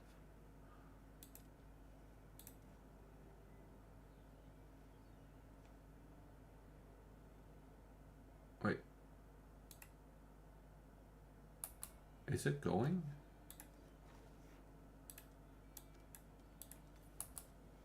Hail. Yeah, okay, it's going.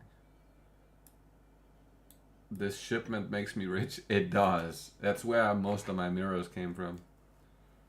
A couple of shards came from like selling items, but most of them came from the shipments. And not only the shipments are nice, because they are nice, but this guy right here with the black market thing, this helps out a lot in the early game too. Holy shit, you can get some decent items from him. I'm gonna miss that part a little bit.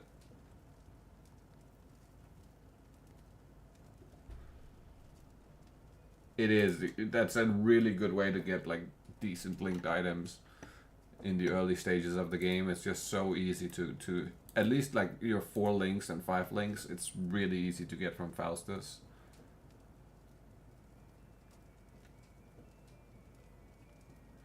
Six links is more from the ships, like the shipments themselves, right? I have so much stuff. I should actually start sorting out some stuff here. I definitely want to keep a bunch of it. I'm wondering if these Maven chisels will stay too, because I don't necessarily use them a whole lot. I use them a little bit. The currency one for Harbingers and the divination card one and the scarab ones. I used them a little bit, but not that much. I honestly mostly just use the regular ones.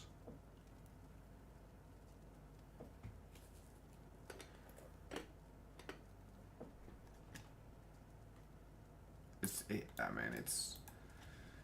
Oh, it's if I really hope they're not. What farming you did? So early on, I did labs and I did this tree basically. I did the Harbingers harvest. I did the breach and the betrayal. That's what I did mostly. And then once I got really, really good gear, I swapped into doing more of the bosses. So I did like a bunch of these, the Conqueror maps and Elder and Shaper maps and stuff like that to get the fragments, to get these. And then I just did a bunch of those like over and over. And I did a bunch of T17s as well. To get these fragments down here, and I just did so much of that stuff, and I dropped like a fucking ridiculous amount of the awakened gems, and that's, I would say I made like a good amount of currency from that. And then I did test the whole currency trade, like you can make money off of the currency trade itself. And so what I did was I went and I bought up all of the scarabs for breaches, these regular ones. Let's see what they go for now. 5, right? So basically what I would do here is I would buy the 90, the 421, the 30, and I would buy all of them down to where they go for 18, right? You see how they're going for 18? If you buy up all of them and then you resell all of them for 15, like since the most expensive one was 8, now you're doubling your money on like hundreds and hundreds of fucking scarabs. So I did that to test out how well that did, and I made 100 divines in like a couple of hours doing that.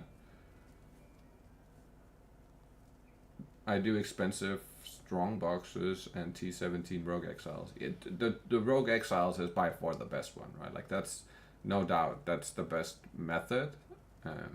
And I would say strong boxes is a close second to that in terms of just like output and how much you can get out of it. The divine strong boxes with the scarab that puts all the divination cards on the boss, and then that is kind of insane. You can make so much currency from that. And the Rogue Exiles, they just drop like a ridiculous amount of good stuff. I did some of that. I didn't enjoy it as much as I do with the Harbingers and the Harvest and stuff. And the bosses. The bosses is my favorite thing right now. And it's also like the first league I got to really play the real Ubers. It's the first league I got to do my full Atlas, where I like actually completed everything.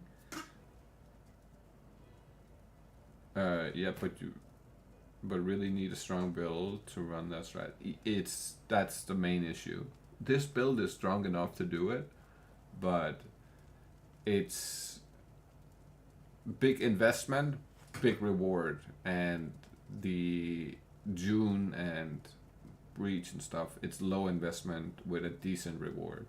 So it's like kind of a choice. Like, do you want to like hit big and then only hit every now and then, or do you want to like consistently just hit some mid-tier stuff and then be selling it all the time? That's usually how I view it, at least. And I like to do some of the mid-tier stuff because it sells really, really quickly. The Breach Scarab sells quickly because that's one of the main ways people level up their characters. So those sell like hella quick. And Veiled Orb sells really quickly because a lot of people use them for crafting. So that's another thing. And it's so easy to do, it doesn't take a good build. So it's a really good starting method. Whereas the Rogue Exiles and the Strong Boxers is, you kind of have to, as you said, you have to have a high tier build in order to run those, just to make it feel streamlined and you're not dying every two maps, you know what I mean? But it's a choice, basically, what you like the most.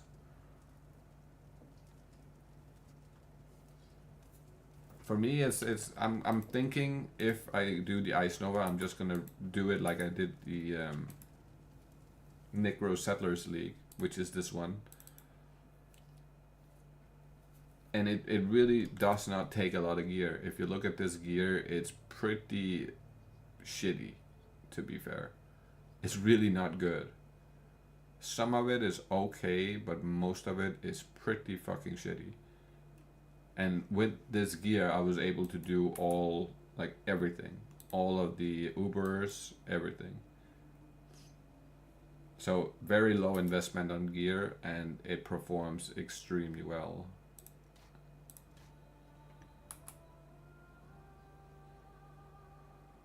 And none of my gems are like level 21. They're all just 20.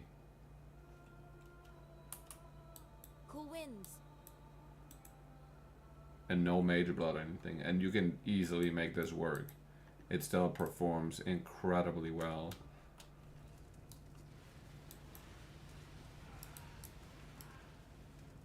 The speed is just ridiculous. Even with low invest gear, it's insane speed. So I definitely, I'm hoping that this build will still be a thing and they're not nerfing it, because then this is 100% what I'm playing. Just because I know it so well and it doesn't take like a crazy amount of gear to get to work. I don't even have any of the good gems on here. Or jewels. No.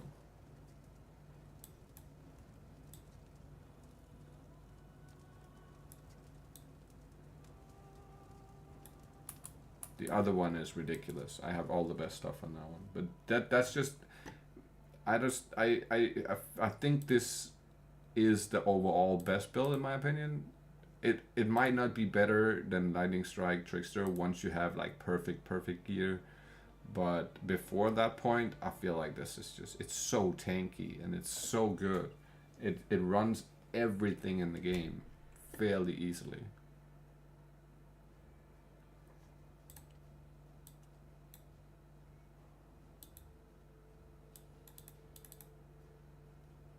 This was the Poison SRS, right? Yeah, but this build is ridiculous how much currency I spend on this build. It's kind of insane.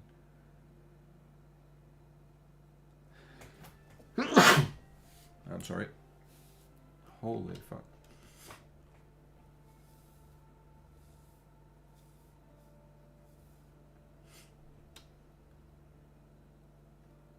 So I spent like nearly 2 mirrors on this build, and it's not even close to perform anywhere near what the Ice Nova is. I heard Archmage support will get nerfed. Ooh, that's gonna be rough for the Ice Nova if that's true. Holy shit. That's gonna be a tough one. Because that's basically, you rely on that on every freaking...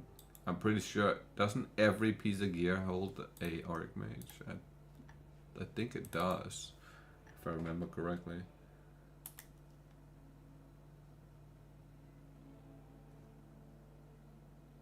Yeah, we have 1, 2...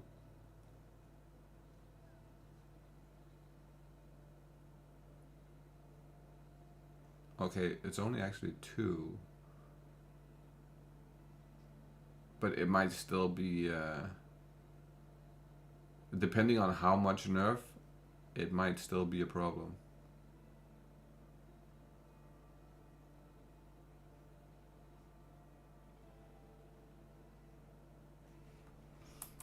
I do think though, if they don't nerf Lightning Strike and they don't nerf the Ice Nova, then it'll be...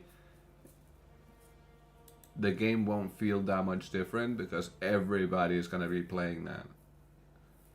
Like everyone will play the Lightning Strike if that doesn't get nerfed.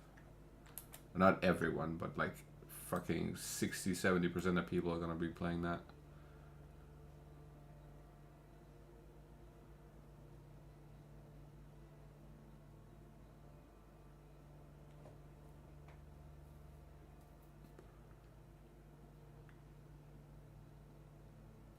Oh, right. It's the Hex Blast. That's what this was. Correct.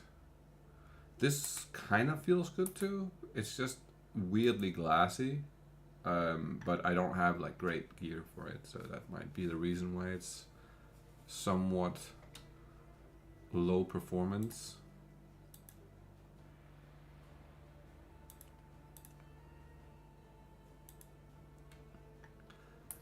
We're getting it tonight though, right? Like we're getting the patch notes after the live stream, I believe. If that's so, then tonight I'll know if I'm playing that or not, and then from there I'll make a decision on what to do. Because right now I'm still like in the stage of, I know what I want to play, but it's not guaranteed that we are able to play it, so we'll just have to wait and see, man. But I am definitely hoping for a for the Ice Nova to still be viable.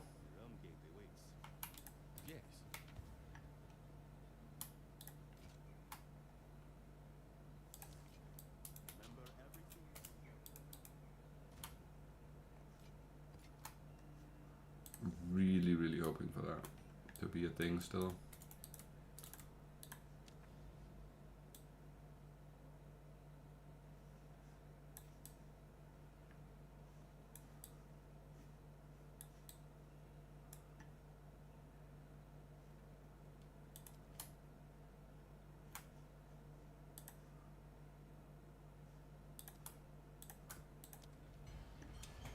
If not, then I am a little bit not sure.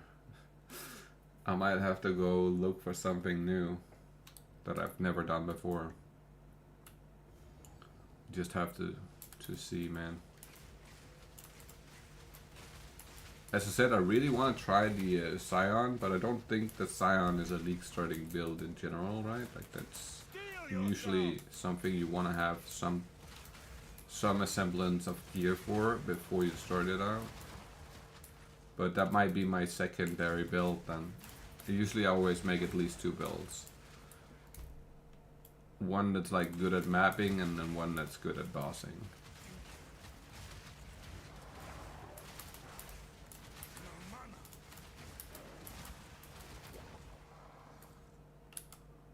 It's nice to have like one of each, I feel like. That way you can always save like stuff. You don't have to sell all your fragments, you don't have to sell like all those type of things. You can actually run that and then have the chance of dropping something really nice.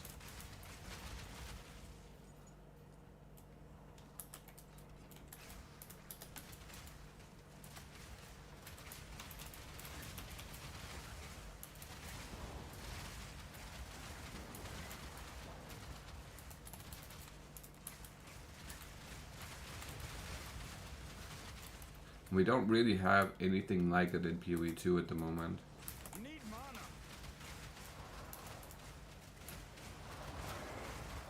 There's no Ice Nova Frostbolt type build here that feels as nice as that does. I think the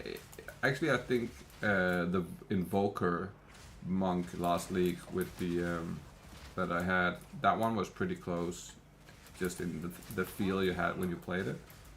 I hate PoE 2 Warrior so bad. I agree, Warrior is in a tragic state of and I really hope that they'll, because they did say that PoE 2 was gonna fix melee, and I don't totally agree with the way they went about that, because for some reason a Warrior feels the weakest of the bunch, if you ask me. Like it's I don't know if even the Witch Doctor feels, or the Witch Hunter feels better, not Witch Doctor. And that's my least favorite thing. There was only really, well, this Warrior build kind of works, but other than this, the Warcry Warrior is the only one I really enjoyed playing. The rest of the builds I attempted did not feel great, to be honest. Most of them just felt very weak, and it was like not well performing on the damage.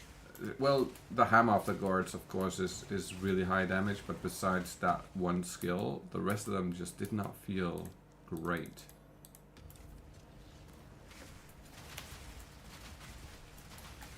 I have really not found something where I was like super happy with how it performed.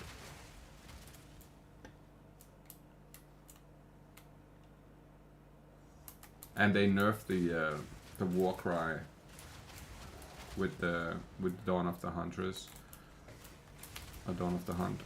So a already semi mid-tier build just went like pretty low tier all of a sudden, which I don't agree with. Like, I do agree that some of the things needed to get nerfed, for sure, like the cast-ons, trample toes, those type of things, sure. Like they needed some kind of nerf. But man, did they go and nerf everything. Even the stuff that didn't really perform at a point where I was like, oh, this is OP. The nerf to Pathfinder concoction builds where you can't hold a bow anymore, that nerf is just ridiculous. I don't agree with that at all. I think that is way too harsh. The build was good, but it wasn't overpowered. I don't think so, at least.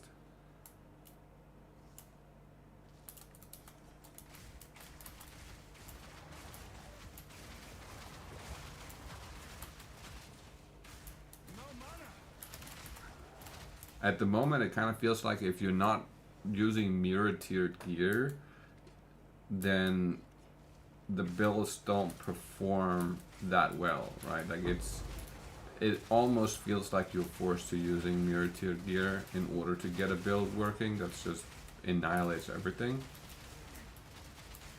And it's not quite the same with PoE 1, where you can like build a build for 20 divine or something like that, and then it actually are able to do all the content, or at least like 90% of the content. I'm a little sad that that's the reality we're playing in right now. I do really wish they would be a little bit more. They should nerf and buff stuff a little bit more often right now than they're doing right now, because it's early access. I'm fully cool with getting some nerfs mid-league and stuff, if it means that it balances out the game.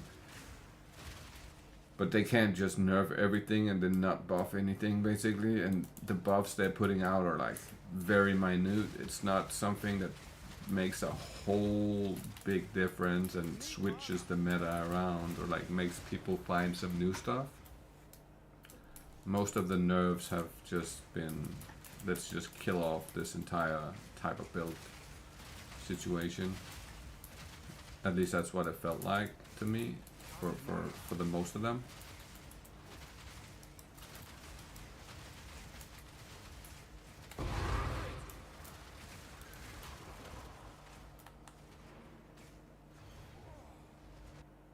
This is playable, but it's not great. I don't necessarily think this build is great in any terms.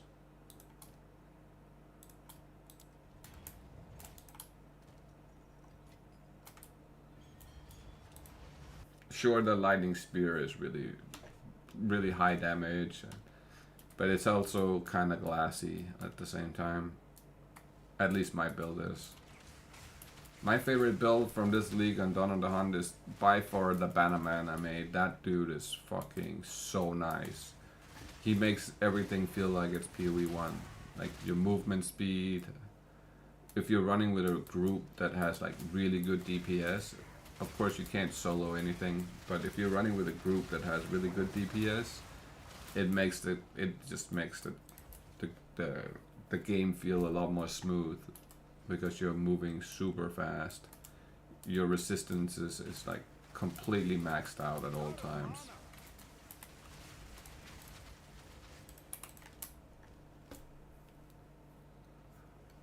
It's just overall a really nice performing support build that does everything you really want it to do, in my opinion.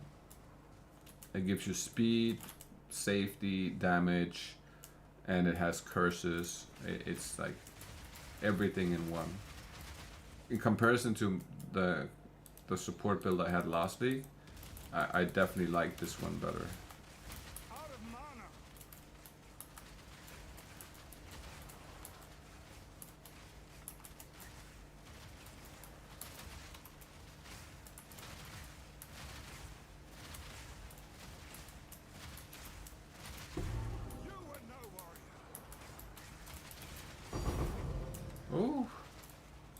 get a div.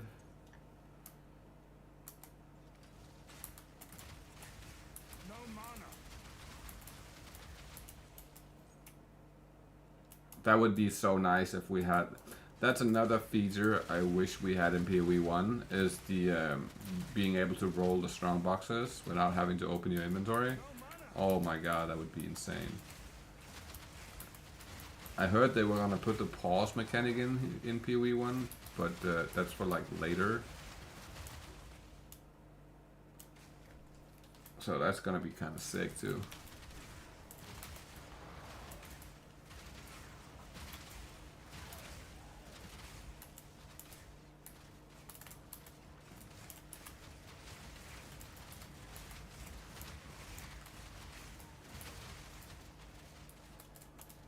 No mana.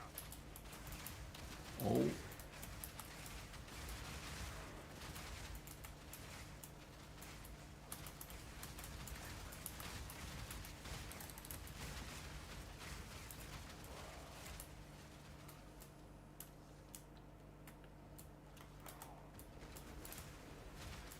Need mana.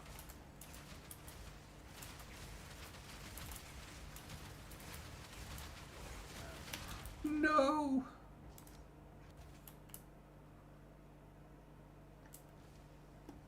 We died at the same time. Jesus.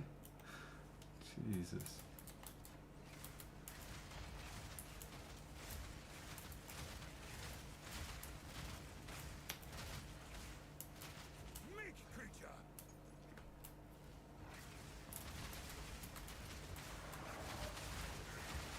It's kind of insane that you're on a warrior, you have built out the defenses so their defense is super, super high.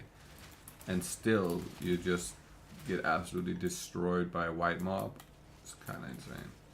No mana.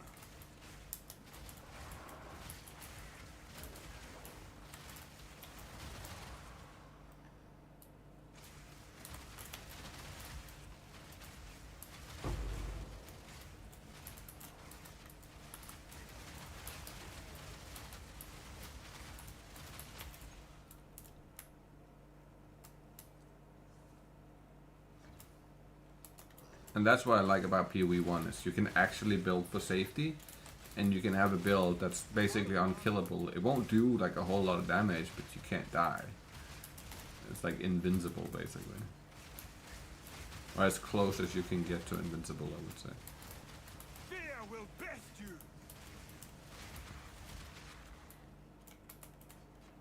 Whereas in PoE 2, there's not really building a whole lot of safety in the current state of the game. Wow. Fuck me.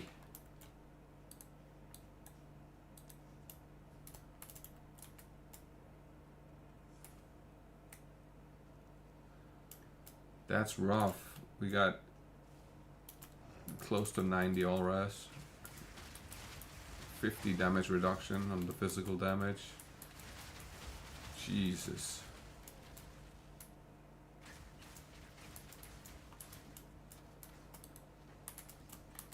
What, 300 life regen? 450 life regen per second.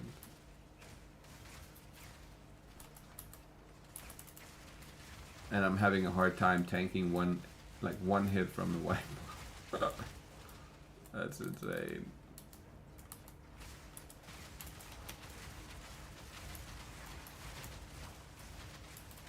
No mana.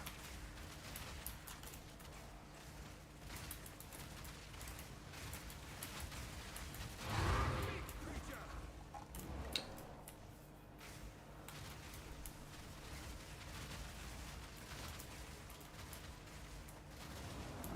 Nice, we got him. Hey, what's up, Knight? How we doing? Is your buddy ready for the live stream tonight? I don't know if I'm quite ready or if I need to. I might need to go get really drunk before that. In case they nerf my Ice Nova. That way I can cry myself to sleep tonight. Nah, I'm pretty ready for it, man. I'm expecting some changes at least. I don't know if we should expect like a whole lot of nerfing stuff. Hopefully. Nah, that's for D4 campfire chat drinking game. If you want to get drunk during that, just every time they say power or what's the other thing they always usually. Nah, every time they say power, you need a drink, bro. You're gonna get fucking drunk as a motherfucker. People get drunk before the D4 campfire to forget what it was all about, so they don't have to live in the reality of getting no new content. Oh shit. Watch D4 campfire chat take a sip every time they say depth. You won't even get halfway through the explanation. Oh shit. Depth and power. That's like the two main words they use.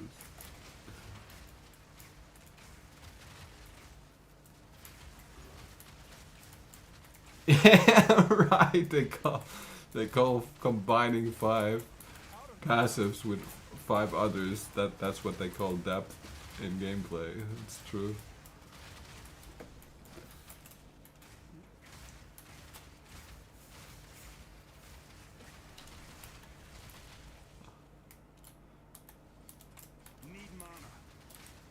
New content, it's the power of the chicken this time.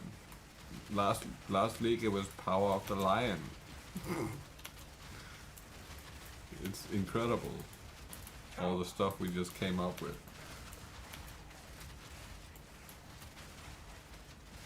I watched content creators' reactions to it. I grew bored of it after 20 minutes. Bro, I couldn't watch 20 minutes of that shit. Oh my goodness.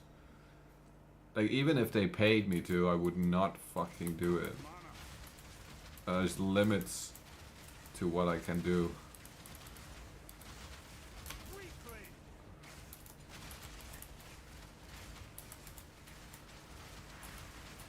I guess if I had to go to bed, usually when I go to bed, I put on some, like, History Channel, whatever the fuck, boring shit. So I just listen to that for like half an hour and I fall asleep. But I guess that's a good second right there. If you need to fall asleep, you just put on some D4 campfire, and then you're good to fall asleep within the next 10-15 minutes. New crossbow is looking pretty juicy, bro. That thing is looking stupidly crazy. Holy shit. If you can figure out a way to consistently have your life up, oh my goodness. That thing looks ridiculous.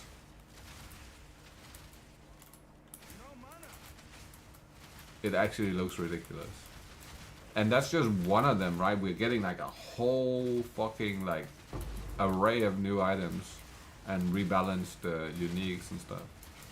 So I'm pretty sure we'll get like a crazy setup. Hopefully we'll get some crazy stuff. I'm really hoping here.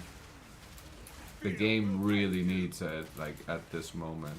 We need to get rid of the stuns, and we need to get like some uniques that are worth actually picking up. Unlimited shotguns, yes. Unlimited. That is just ridiculous. It sounds insane. I'm looking forward to see how it functions and how rare it actually is, because if it's like overly rare, then it kind of beats the point, right?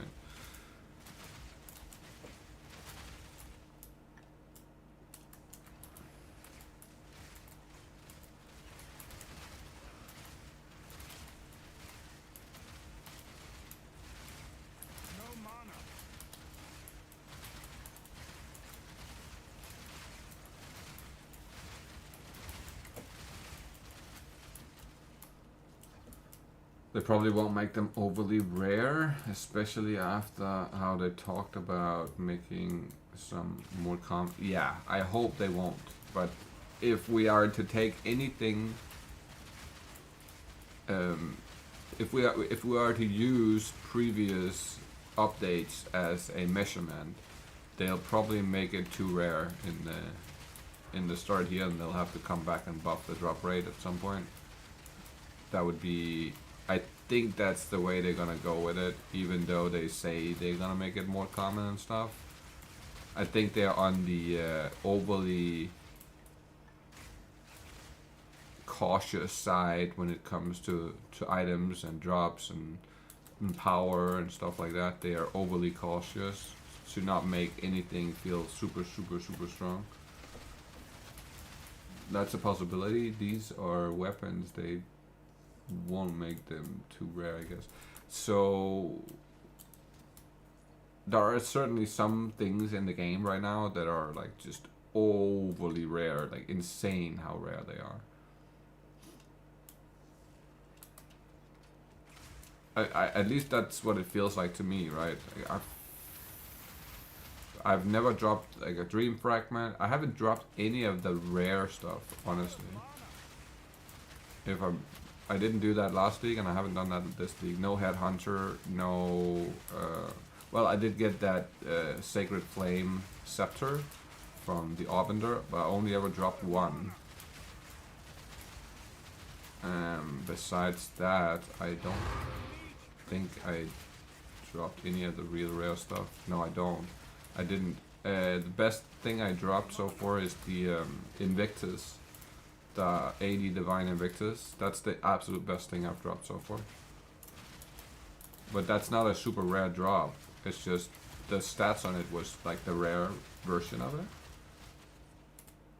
In general, items are rare for a reason. I get that, but you should ask yourself with certain items, like, how rare should it be? I get the Temporalis, in my opinion, that should be like a really fucking rare thing that you just don't ever, not ever see, but any regular player probably will never get that. And I find that that's fair. But then there's other items that's less useful, or like less, not less useful, but it's just, they're less powerful, but they are as rare as a Temporalis, basically. Temporalis is being rare, in my opinion. That body armor is cracked. Yeah, it's alright, yeah, for sure. I agree. I totally agree. I think Temporalis should be really rare. It shouldn't be something that you just easily drop. It shouldn't be something you're guaranteed to get every league, you know what I mean? It should be kind of like, kind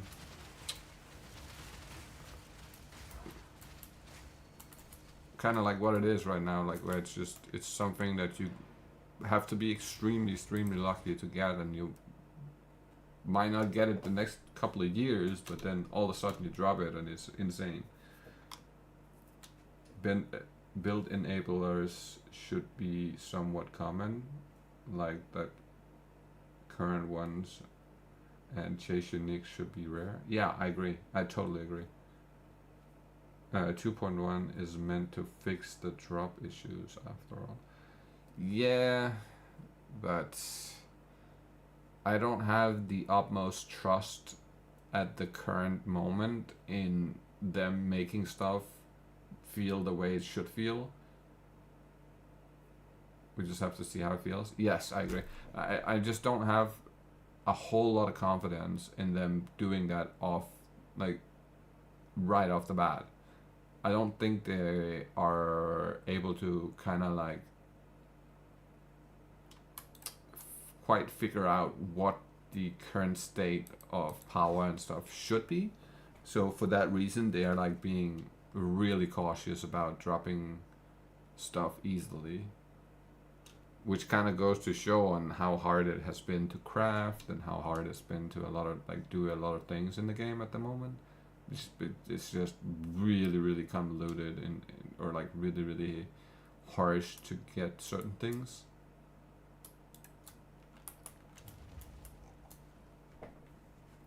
I still wonder if they will buff armor and life builds, because that, to me at least, that is really not in a great state at the moment.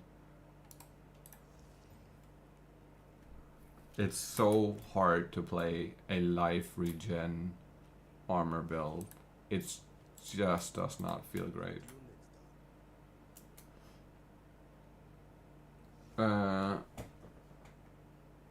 They have this idea is if you give something to the players, you can't take it away. I don't fully agree with that. I think that you can give players something and test it out, and if it's too overpowered, you can nerf it in the next league, basically. And then you'll still be good on, like,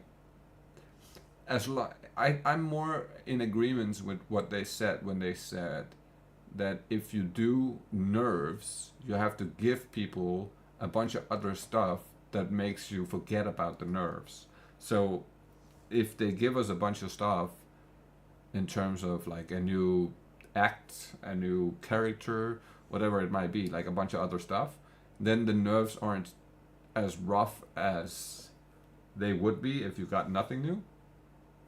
But if they nerf everything like they did on Dawn of the Hunt, where it was like every build got nerfed, then it's a little bit too much, in my opinion. There needs to be like a balance between what's okay and what's overpowered, in my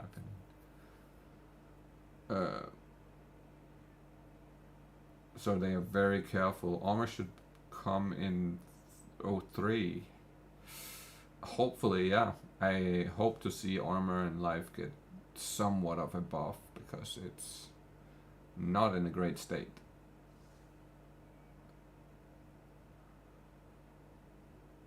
They said it's high up on the priority list.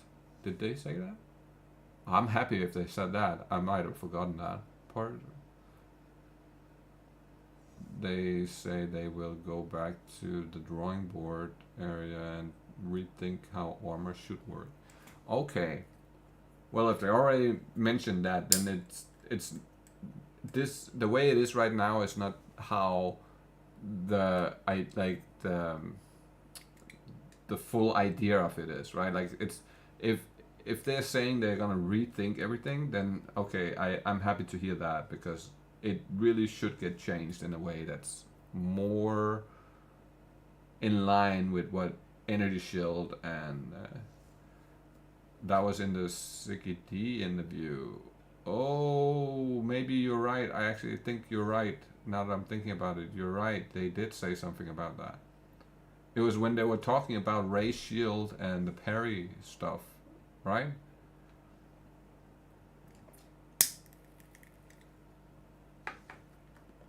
Yeah, right. Okay. So I just forgotten. Nice, you reminded me of that. I completely spaced that out. Just because I've been annoyed with how bad it is. Like, I've forgotten that they actually already mentioned they were going to change it. That's crazy.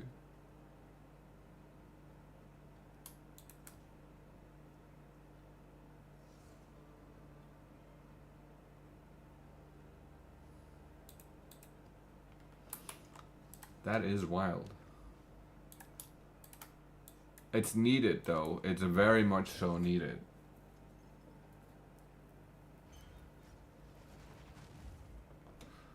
They have a lot on their plate to fix and also deliver us PoE 1. That is true. Like, there's an ungodly amount of work that has to go into doing 2 games in the same time, and then especially if they want to do it like consistently, where you have like a league in one game and then I don't know, like a month after or something you get a league in the other game, or 2 months after. So it's like every 3 months or something like that you have a new league. It's a lot of work, man. I have no idea on what it actually takes to run a company like that or do the development and all that stuff, but I have a feeling that is a lot of work that you have to put in to have that run side by side consistently. That is just it's a lot, man.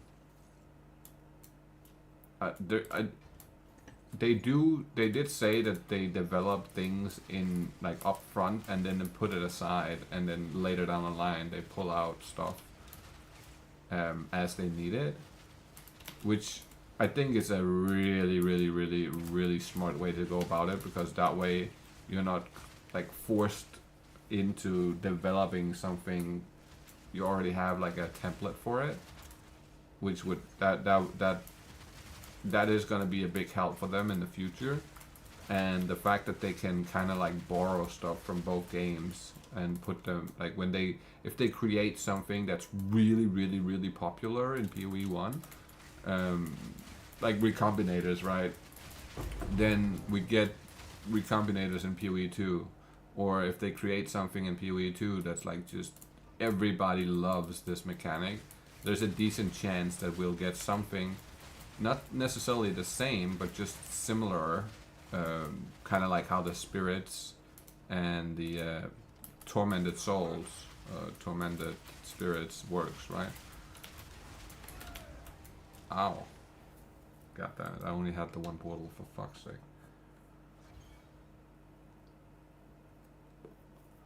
Consistently provide content updates for 2 games while maintaining the current quality of updates.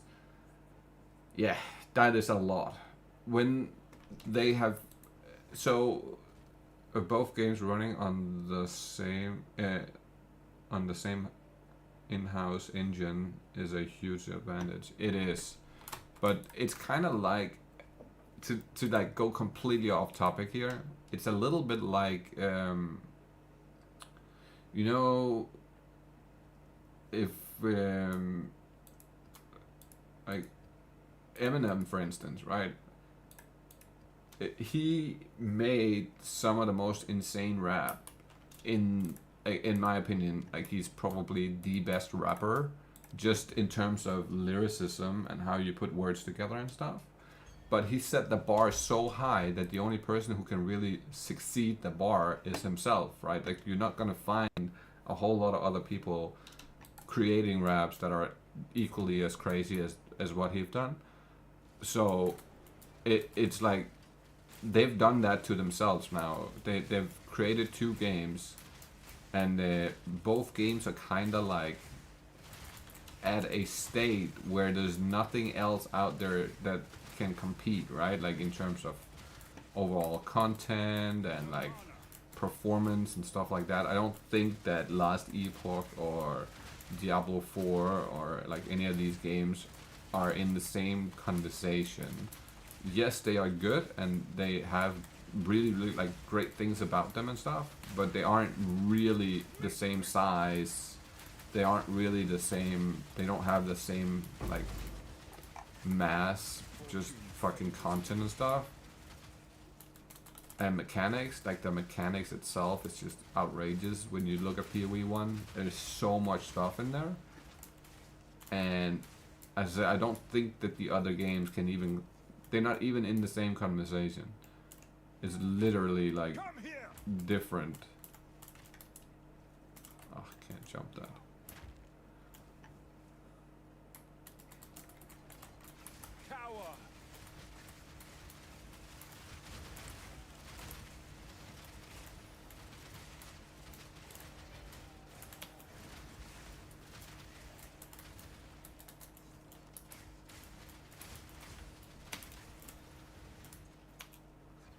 Maybe Last Epoch has some of the stuff, like some, I haven't played it, so it's really hard for me to gauge how much content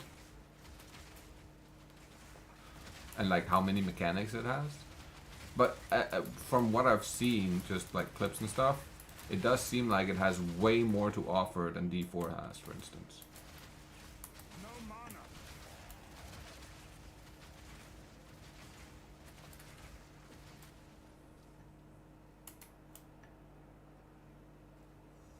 Oh, they're very afraid of Last Epoch and No Rest for the Wicked. I haven't even seen anything with No Rest for the Wicked. I've heard the name, I just haven't ever looked like at any type of gameplay or anything. So it's one of those things where I'm like still a little bit on the blind side. But in Last Epoch, I do think that they are a worthy adversary because they're willing to do what the players want, right? Like instantly just give us everything that we would want. And that's both a blessing and a curse, because what happens if you give people the exact things they want is they run out of stuff to do real quickly because they do the things they really want, and then it's like now the game is over and they're gonna do something else. A lot of people who played Last Epoch came back to play PoE 2 or PoE 1 very short amount of time after because they completed every bit of content so fast.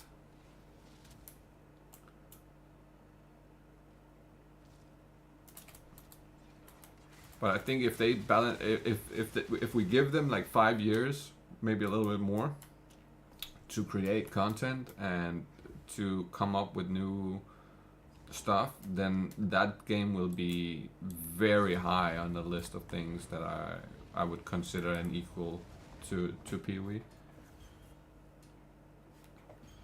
Last Epoch is definitely in the, a middle ground between PoE and Diablo, although they played a fuck ton of PoE and started analyzing its issues. That makes sense, right? You have Jonathan, Chris, and Mark playing a bunch of D2, analyzing the game, figuring out all the downfalls and all what makes the game enjoyable for everybody, why people are so hell-bent on playing a game that's 20 years old, 20 years later.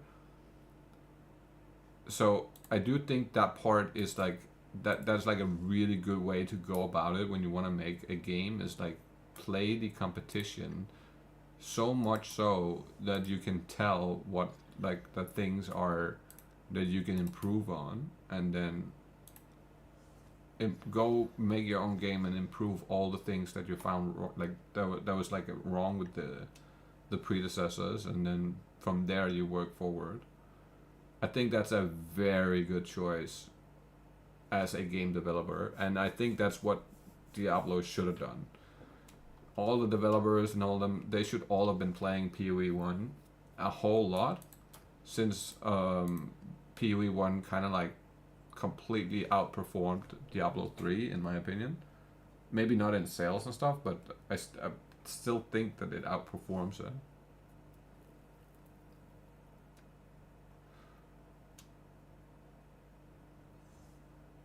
They went out of their way to figure out solutions for the trading problems here.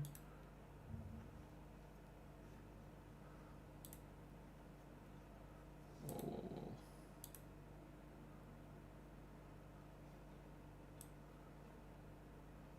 Hopefully we can watch this on stream without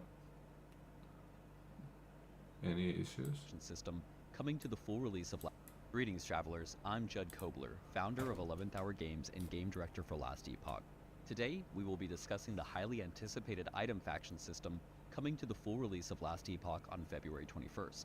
We're very excited to release this innovative new way for players to participate in the deep and rewarding item hunt that Last Epoch offers in the way that they like to play. By joining the Merchants Guild, you will be able to buy, sell, and trade items through the bustling bazaar. Or, if you choose to join the Circle of Fortune, you'll set your sights to the stars and be able to bolster your item acquisition through prophecies and increased item drop rates.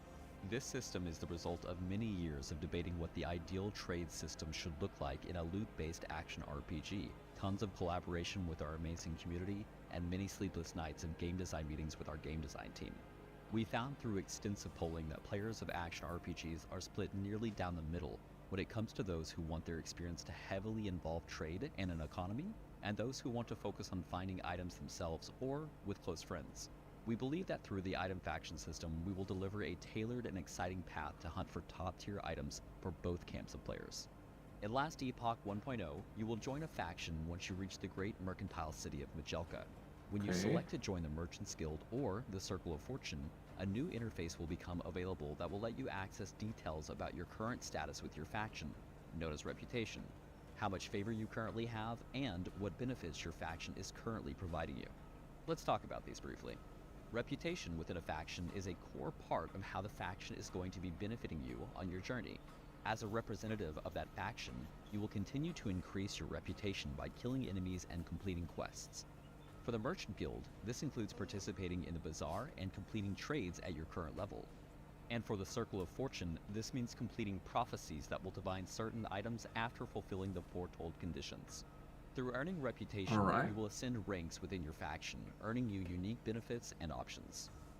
Once you have earned reputation within a faction, that reputation stays with your account in that game mode. This means if you rank up a cycle character, all of your other cycle characters will have that rank when they join the same faction and contribute to that faction's reputation gain. You may switch factions and earn and maintain reputation with them with no penalty to your earned reputation with the other. There are currently 10 ranks to achieve in each faction, with the later ranks requiring quite a bit of commitment in order to obtain. So, while you have the freedom to change your faction at any time, you will want to pick a faction and stick with it to reach the most powerful benefits that they have to offer. It is important to note that you can only be a member of one faction at any given time per character, and items earned with the benefits from those factions will require that you are aligned with them in order to use them.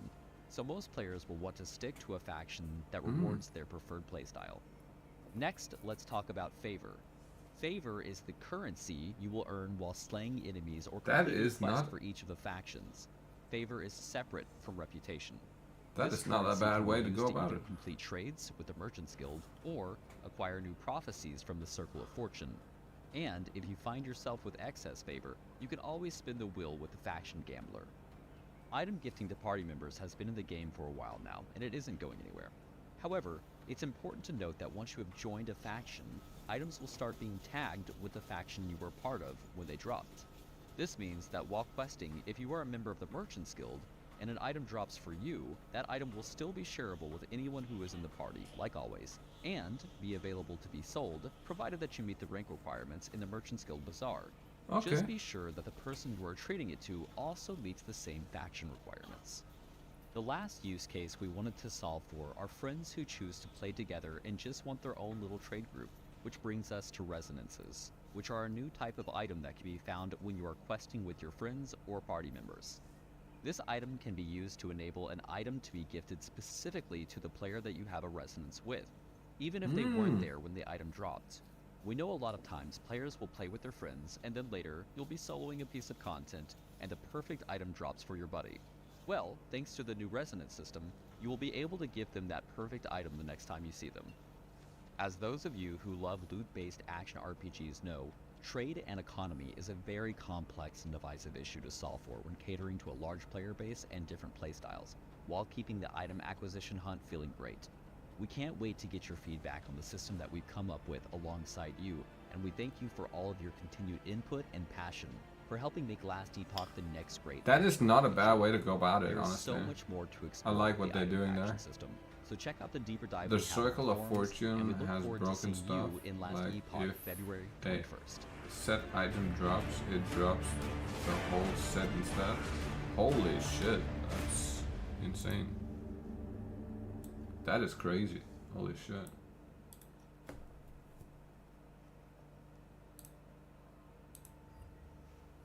That is wild. That is wild. I like it.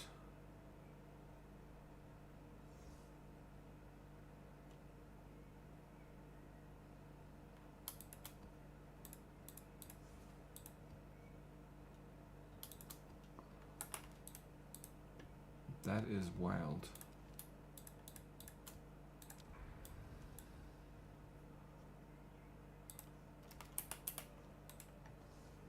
I like the idea. That is a good idea. Now, if we can figure out a way to stop price fixing, that would be really, really nice. That would be amazing too.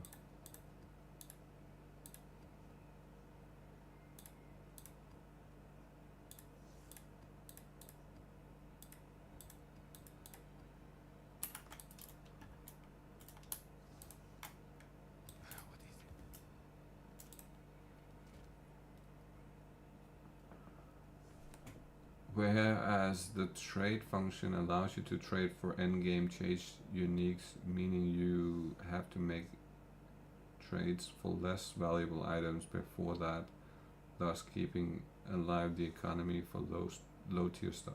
Oh yeah, that makes it really good. That makes really high, like it makes sense because it provides a reason to pick up certain things. Allows you to trade for endgame since unique only at a higher faction level. Right. But that makes total sense to do it like that. To have a system that benefits you picking up pretty much every type of item, instead of having a loot builder that filters out 99% of things, and then you never ever pick up any other stuff than the highest tier items, right? Like it's kind of taking away from the lower tiered items, which can still be good. It's just might not be super useful at the current state you're in.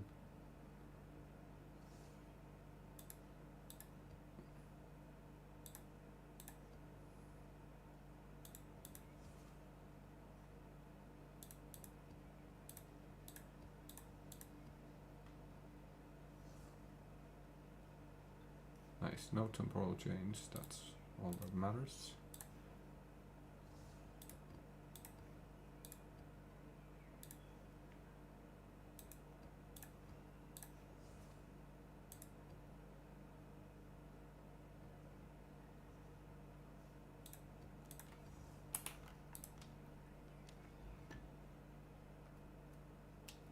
So yeah, they definitely tried with this system. Yeah, I agree. They definitely put in a really good effort on something that is it seems like a really good choice and a very viable way to make a system function so it like benefits everybody. Only played in 1.0 back then. The system wasn't well balanced. The faction requirements for my build uniques were way too high, so I opted for the magic finding faction instead. Oh shit, okay, I see. Yeah, it can't be too high, because then you're excluding a lot of people just because of the sheer time and effort you have to put in. It's like a majority of people do not have the time to put in like hundreds of hours.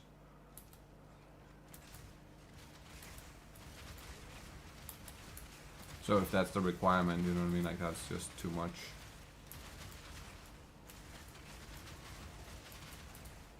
There should be, like in PoE, where you have mirror tiered gear, which is by far the majority of people will never get to.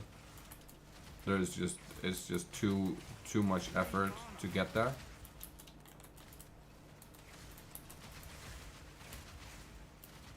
It should still be a thing, but it shouldn't be something that's like really build enabling and like this is the only way the build works is if you you make 10 mirrors, right? Like that's too much.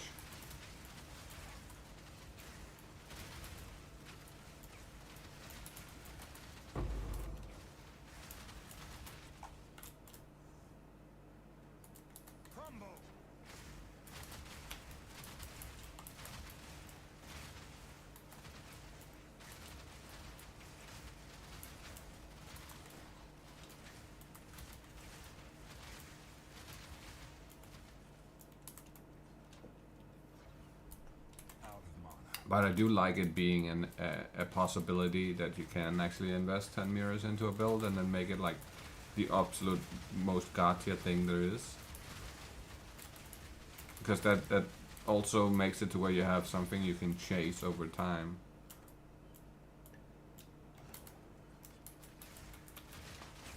I'm never gonna make that flicker strike unless I get like a season or two more to kind of like get all the gears collected, right?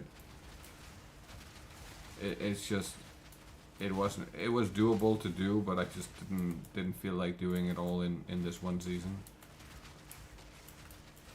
It's more like here's a somewhat common unique, but you can somewhat common unique. You can afford the gold listing price made by other players, but the trade, it's to trade this type you have to be ranked 8. Right, that is a little bit problematic.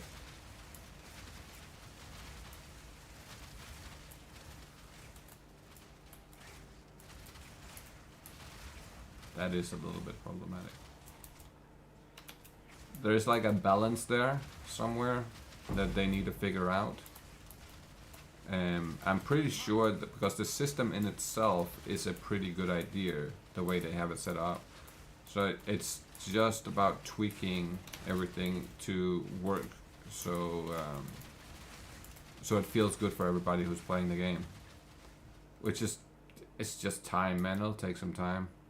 Half a year, something like that, and then they'll have it dialed in. Also did an interesting thing with the uniques called Legendary Potential. Oh, that sounds kind of sick.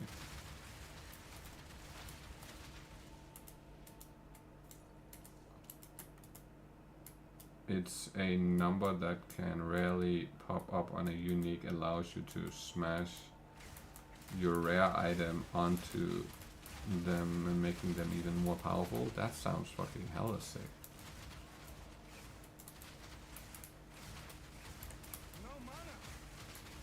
That actually sounds really nice.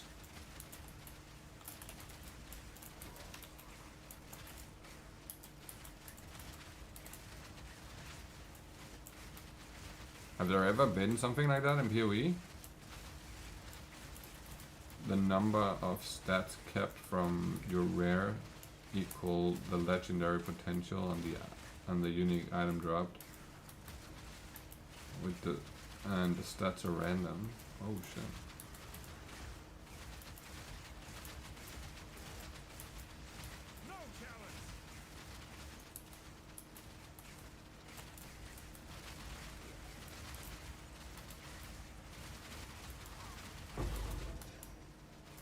That sounds kinda insane.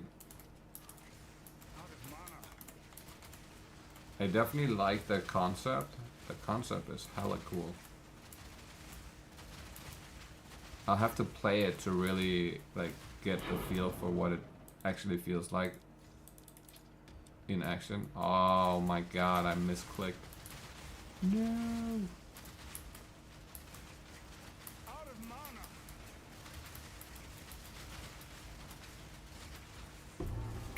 So it's worth keeping multiple well-crafted rares and uniques with high potential. Oh shit, that makes total sense.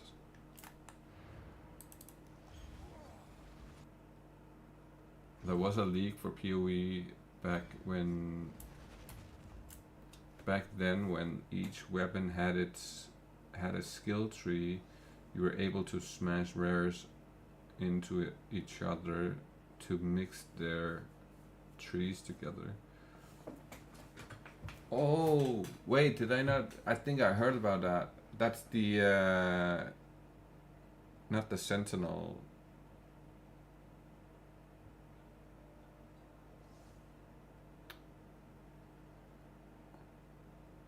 What was it called again? The Forge? Oh shit. Crucible. Wasn't that what the leak was called? Crucible?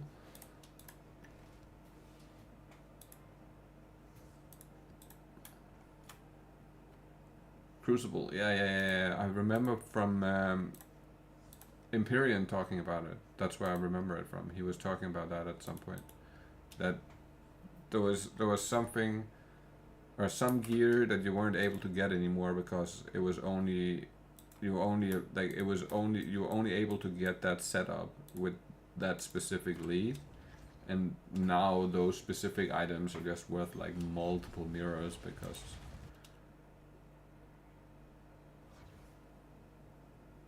that was the Exploding Totems leak. Oh shit. Hell yeah. Exploding Totems. Sounds insane. That sounds kinda insane. Feel my wrath!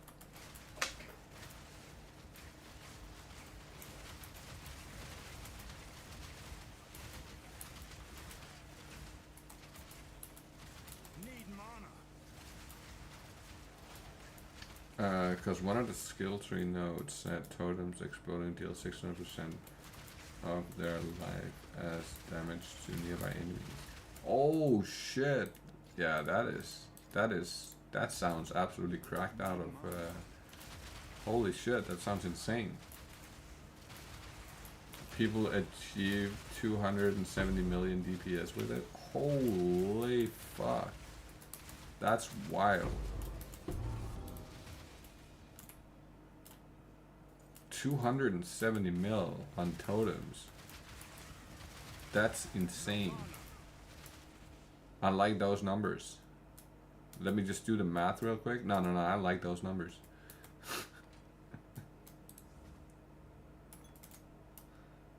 Yeah, it was stupidly broken. I believe you. That sounds slightly broken. For sure. Fun, but broken.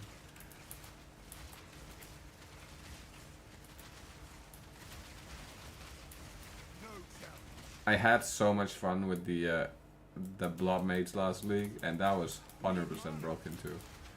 But it was so much fun. It was so overpowered. The fact that you could just one-shot every single boss in the game, even though you're like on a player 5 game, and you can just solo kill Orpender, no problem, one hit. Oh my god, that shit was fucking awesome. It took some time to get it to a point where I was really happy with it, but oh my god, once we hit that point, holy shit, it was ridiculous how good it was. It just performed so well.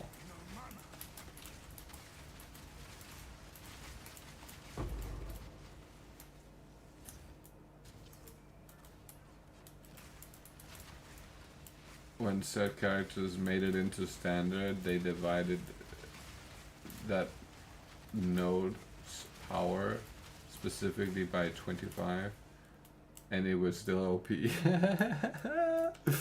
Hell yeah. That's what you like to hear. When they cut it down and it's still OP. Ah, that's fucking phenomenal. Then it was really OP to begin with. Holy shit. I don't think we'll be seeing anything quite like the Blob Mage last league, the 60+ million DPS. That was like with that kind of AoE. And we'll probably see some numbers that's in that range of millions of DPS in PoE too, but it just won't have the AoE and like the survivability and stuff that build had, because that build was, god damn, it was good. And I was like smitten by the Invoker Monk, right? Like I really liked to play that early on, but once I got that Blob Mage up and running, that Monk just got parked on the side, man. I did not play that much after that. Holy shit. I see why there's 4 towers here, because there's water in the middle of them. Oh, that sucks.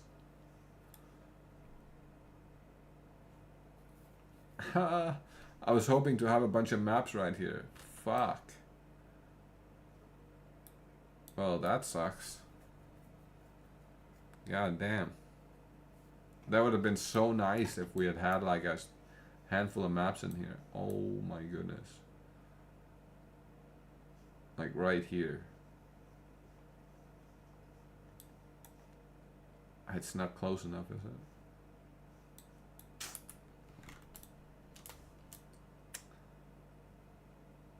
Those maps are still there. They are only accessible by boat. We gotta go back to Settlers. Send the boat out. Fuck. Oh, we gotta get a map for it. That's right.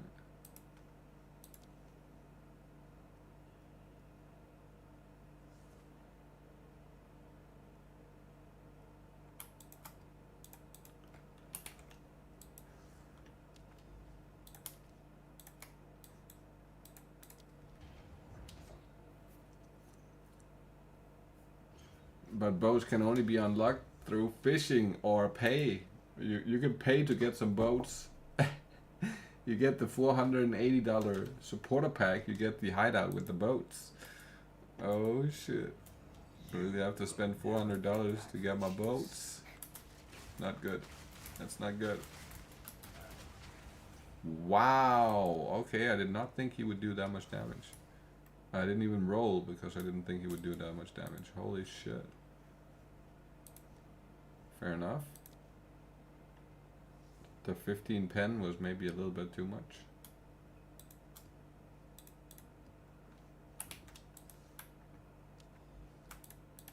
Jesus. Good thing you just get to repeat them on one portal. Anyways, I got a bounce. Oh shit. Yeah, for sure, man. I appreciate you coming by, Knight. Fucking hella awesome. See you after the 326 reveal. Yes. Yes, for sure. 100%. I'm definitely gonna check that out live. For sure. That's the plan.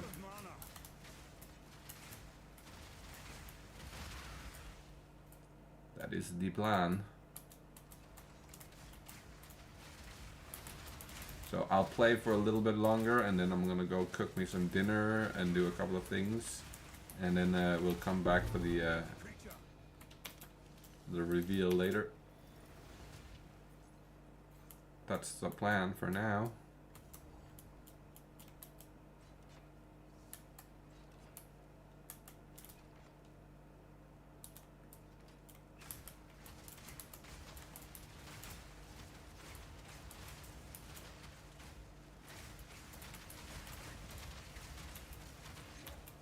The exploding body things, there's that kind of sketch. It's a little bit sketch.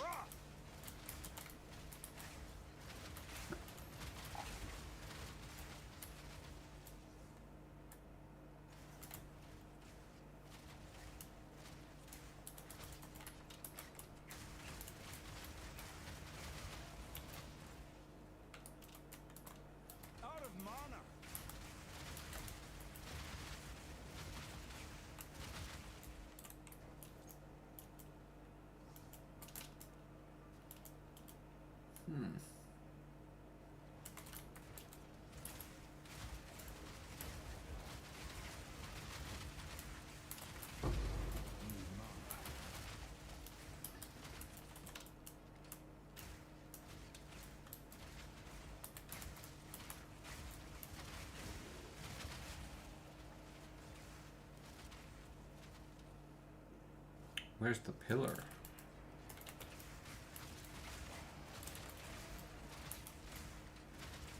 Out here? Oh, it's right here. Oh.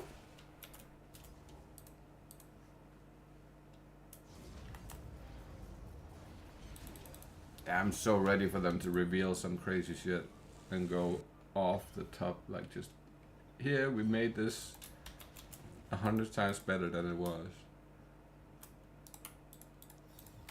This was made by a skilled artisan. Not really with it. Put this in here for now.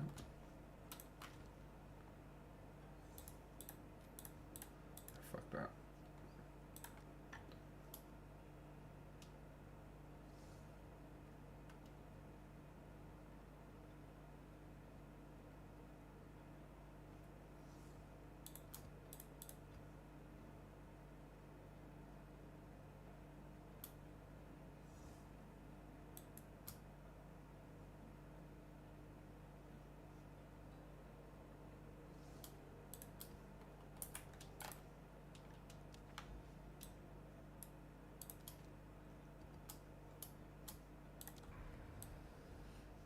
Nice.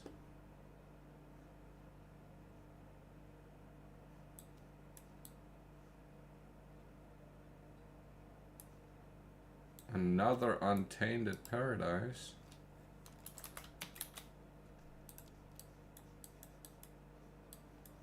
Jesus, I found so many untainted paradises this go around, it's kind of insane. Oh. Can we go up here and check? It's the closest.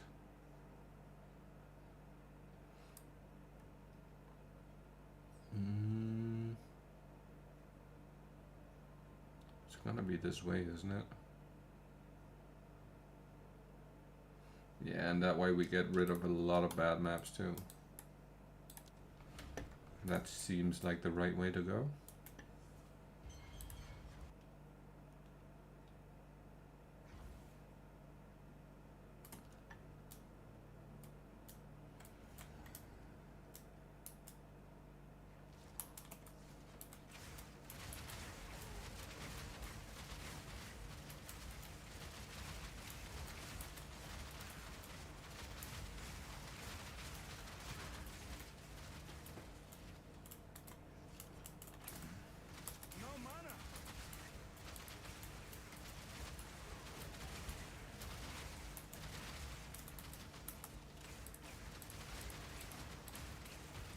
Somebody made a hilarious clip of the Cicerone interview where he's like telling Jonathan what he's playing, and then Jonathan just turns his head like in a way that's like, "You're not doing that." Fuck, that clip is awesome. Holy shit.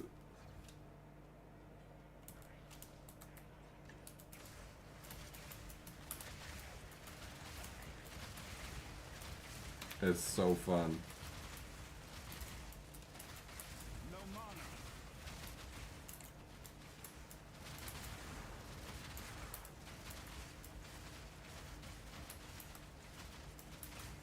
And there was somebody who made like an AI thing too, where it's like Jonathan got asked about PoE 1 and then he just pulled out a machine gun and started shooting everywhere. It was fucking hilarious.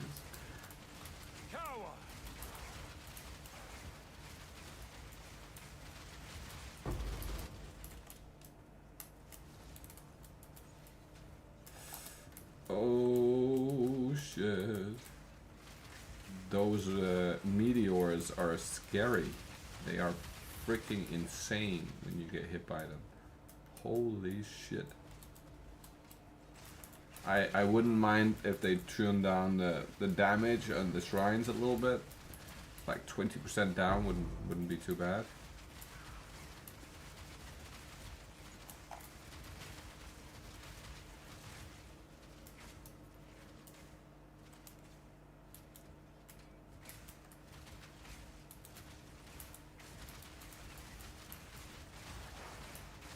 Funny how porcupines used to be the scariest thing ever, and now they're just not anywhere nearly as scary as PoE 1. You see them in PoE 1, it's like, oh shit, I'm going the other way.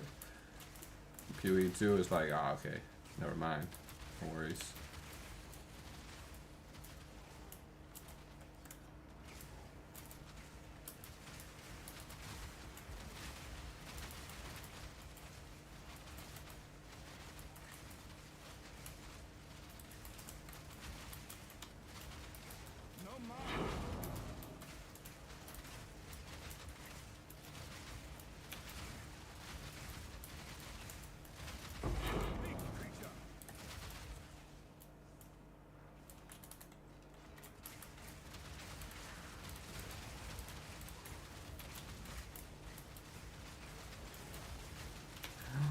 No.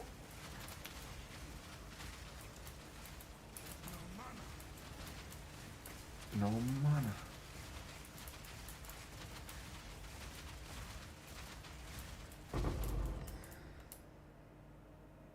Well, that wasn't all that great, to be fair.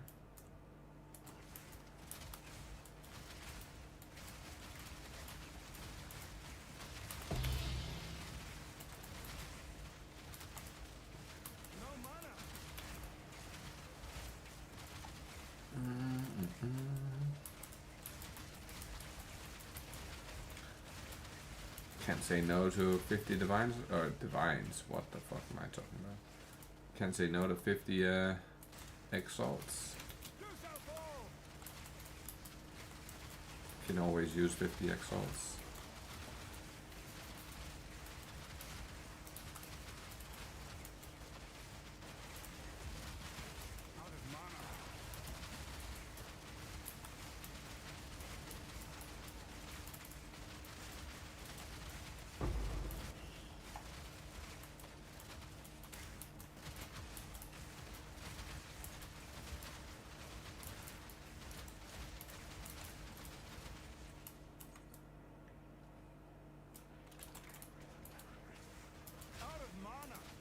do have an expedition somewhere in this area.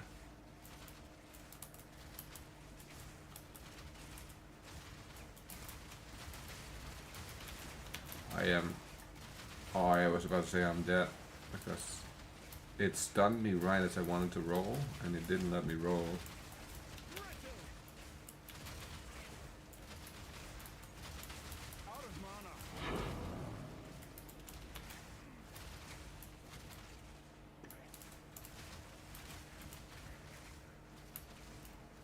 This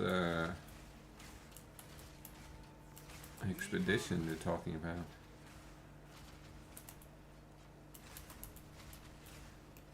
Come here. Well, it's not here, so it's got to be there, right?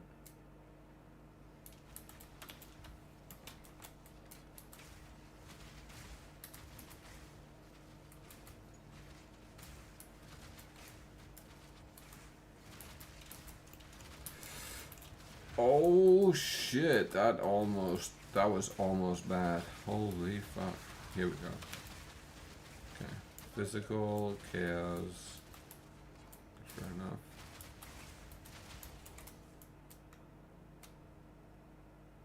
Physical, life and lightning.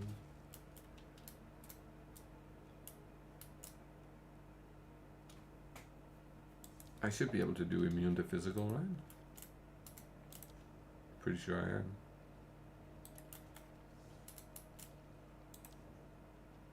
Seems risky.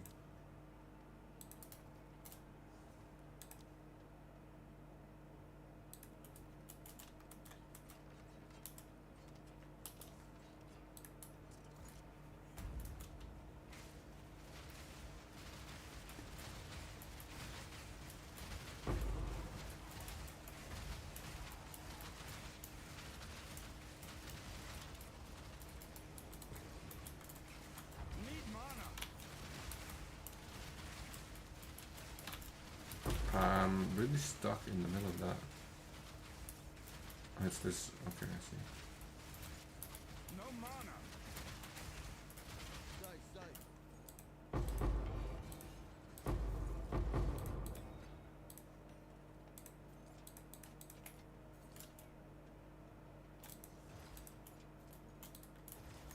No lockbook?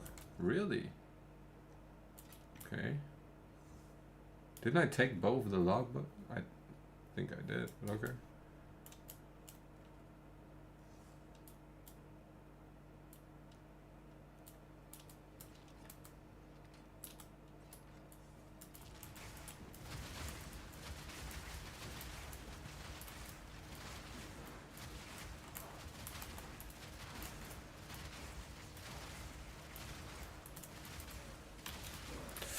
I'm dead. I can't roll. Oh. Out of mana.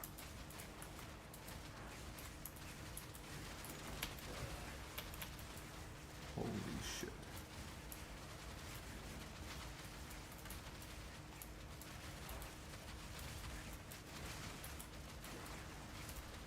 Out of mana.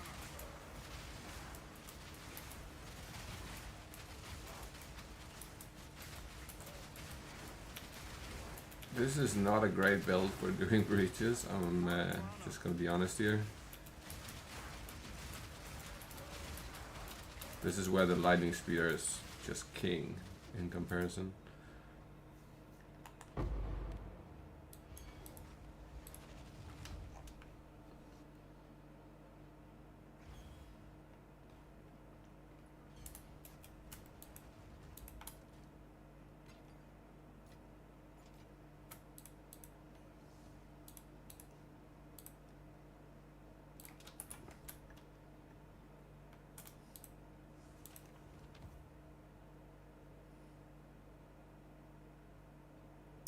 Damn.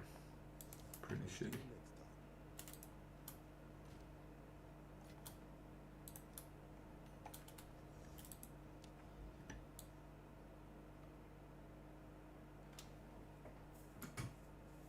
Sulfuric, mirror, decay, mirror, decay. Yeah. for sure the way to go. Get rid of so many bad maps. We have a Nexus right here as well.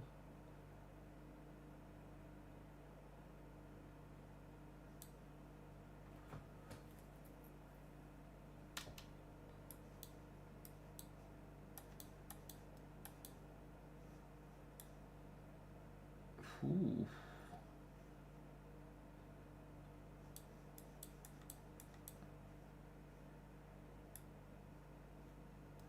Wouldn't some of these maps be tripled?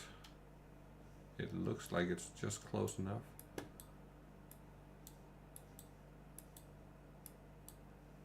I think that's just close enough together. That would be nice if we could get a triple tower on that.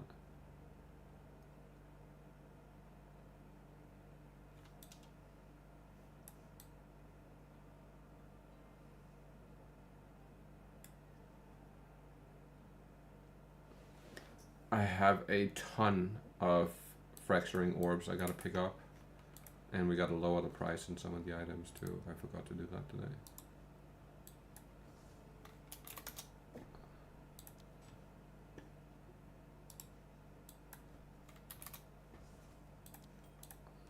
Okay,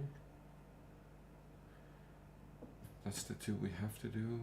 Oh, I definitely need to do the breach stones as well at some point. And we have one audience with the king as well. Oh shit.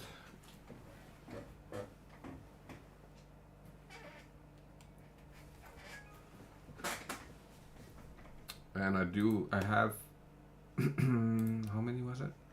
1, 2, 3, 4, 5, 6, 7, 8, 9, 10, 11, 12, 13, 14, 15, 16 logbooks ready to go as well.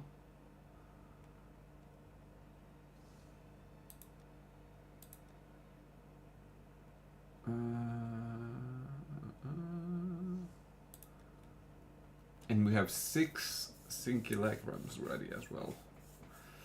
Holy shit.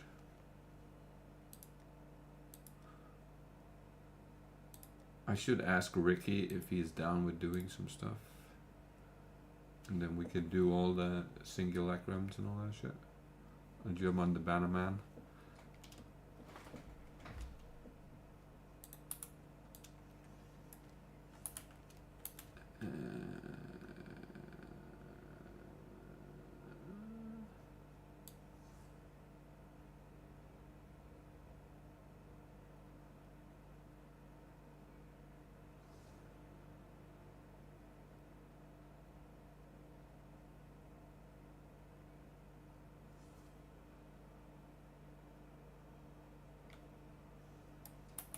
Shit. But yeah, I'm gonna call it here for the day, and then we'll see each other later tonight when it's reveal time, man, and we'll take it from there. For right now, I'm gonna jump off and I'm gonna go cook me some dinner, do a couple of things, and yeah, I should be back in time for the big reveal. It's like 4 or 5 hours from now. No, it's 3 hours from now, yeah? 3 hours. It makes just enough time to get everything done. But yeah, I appreciate everybody for coming by. I hope you all had a good day, good evening, whatever it is for you guys. And I will catch you all later tonight. Have a good one.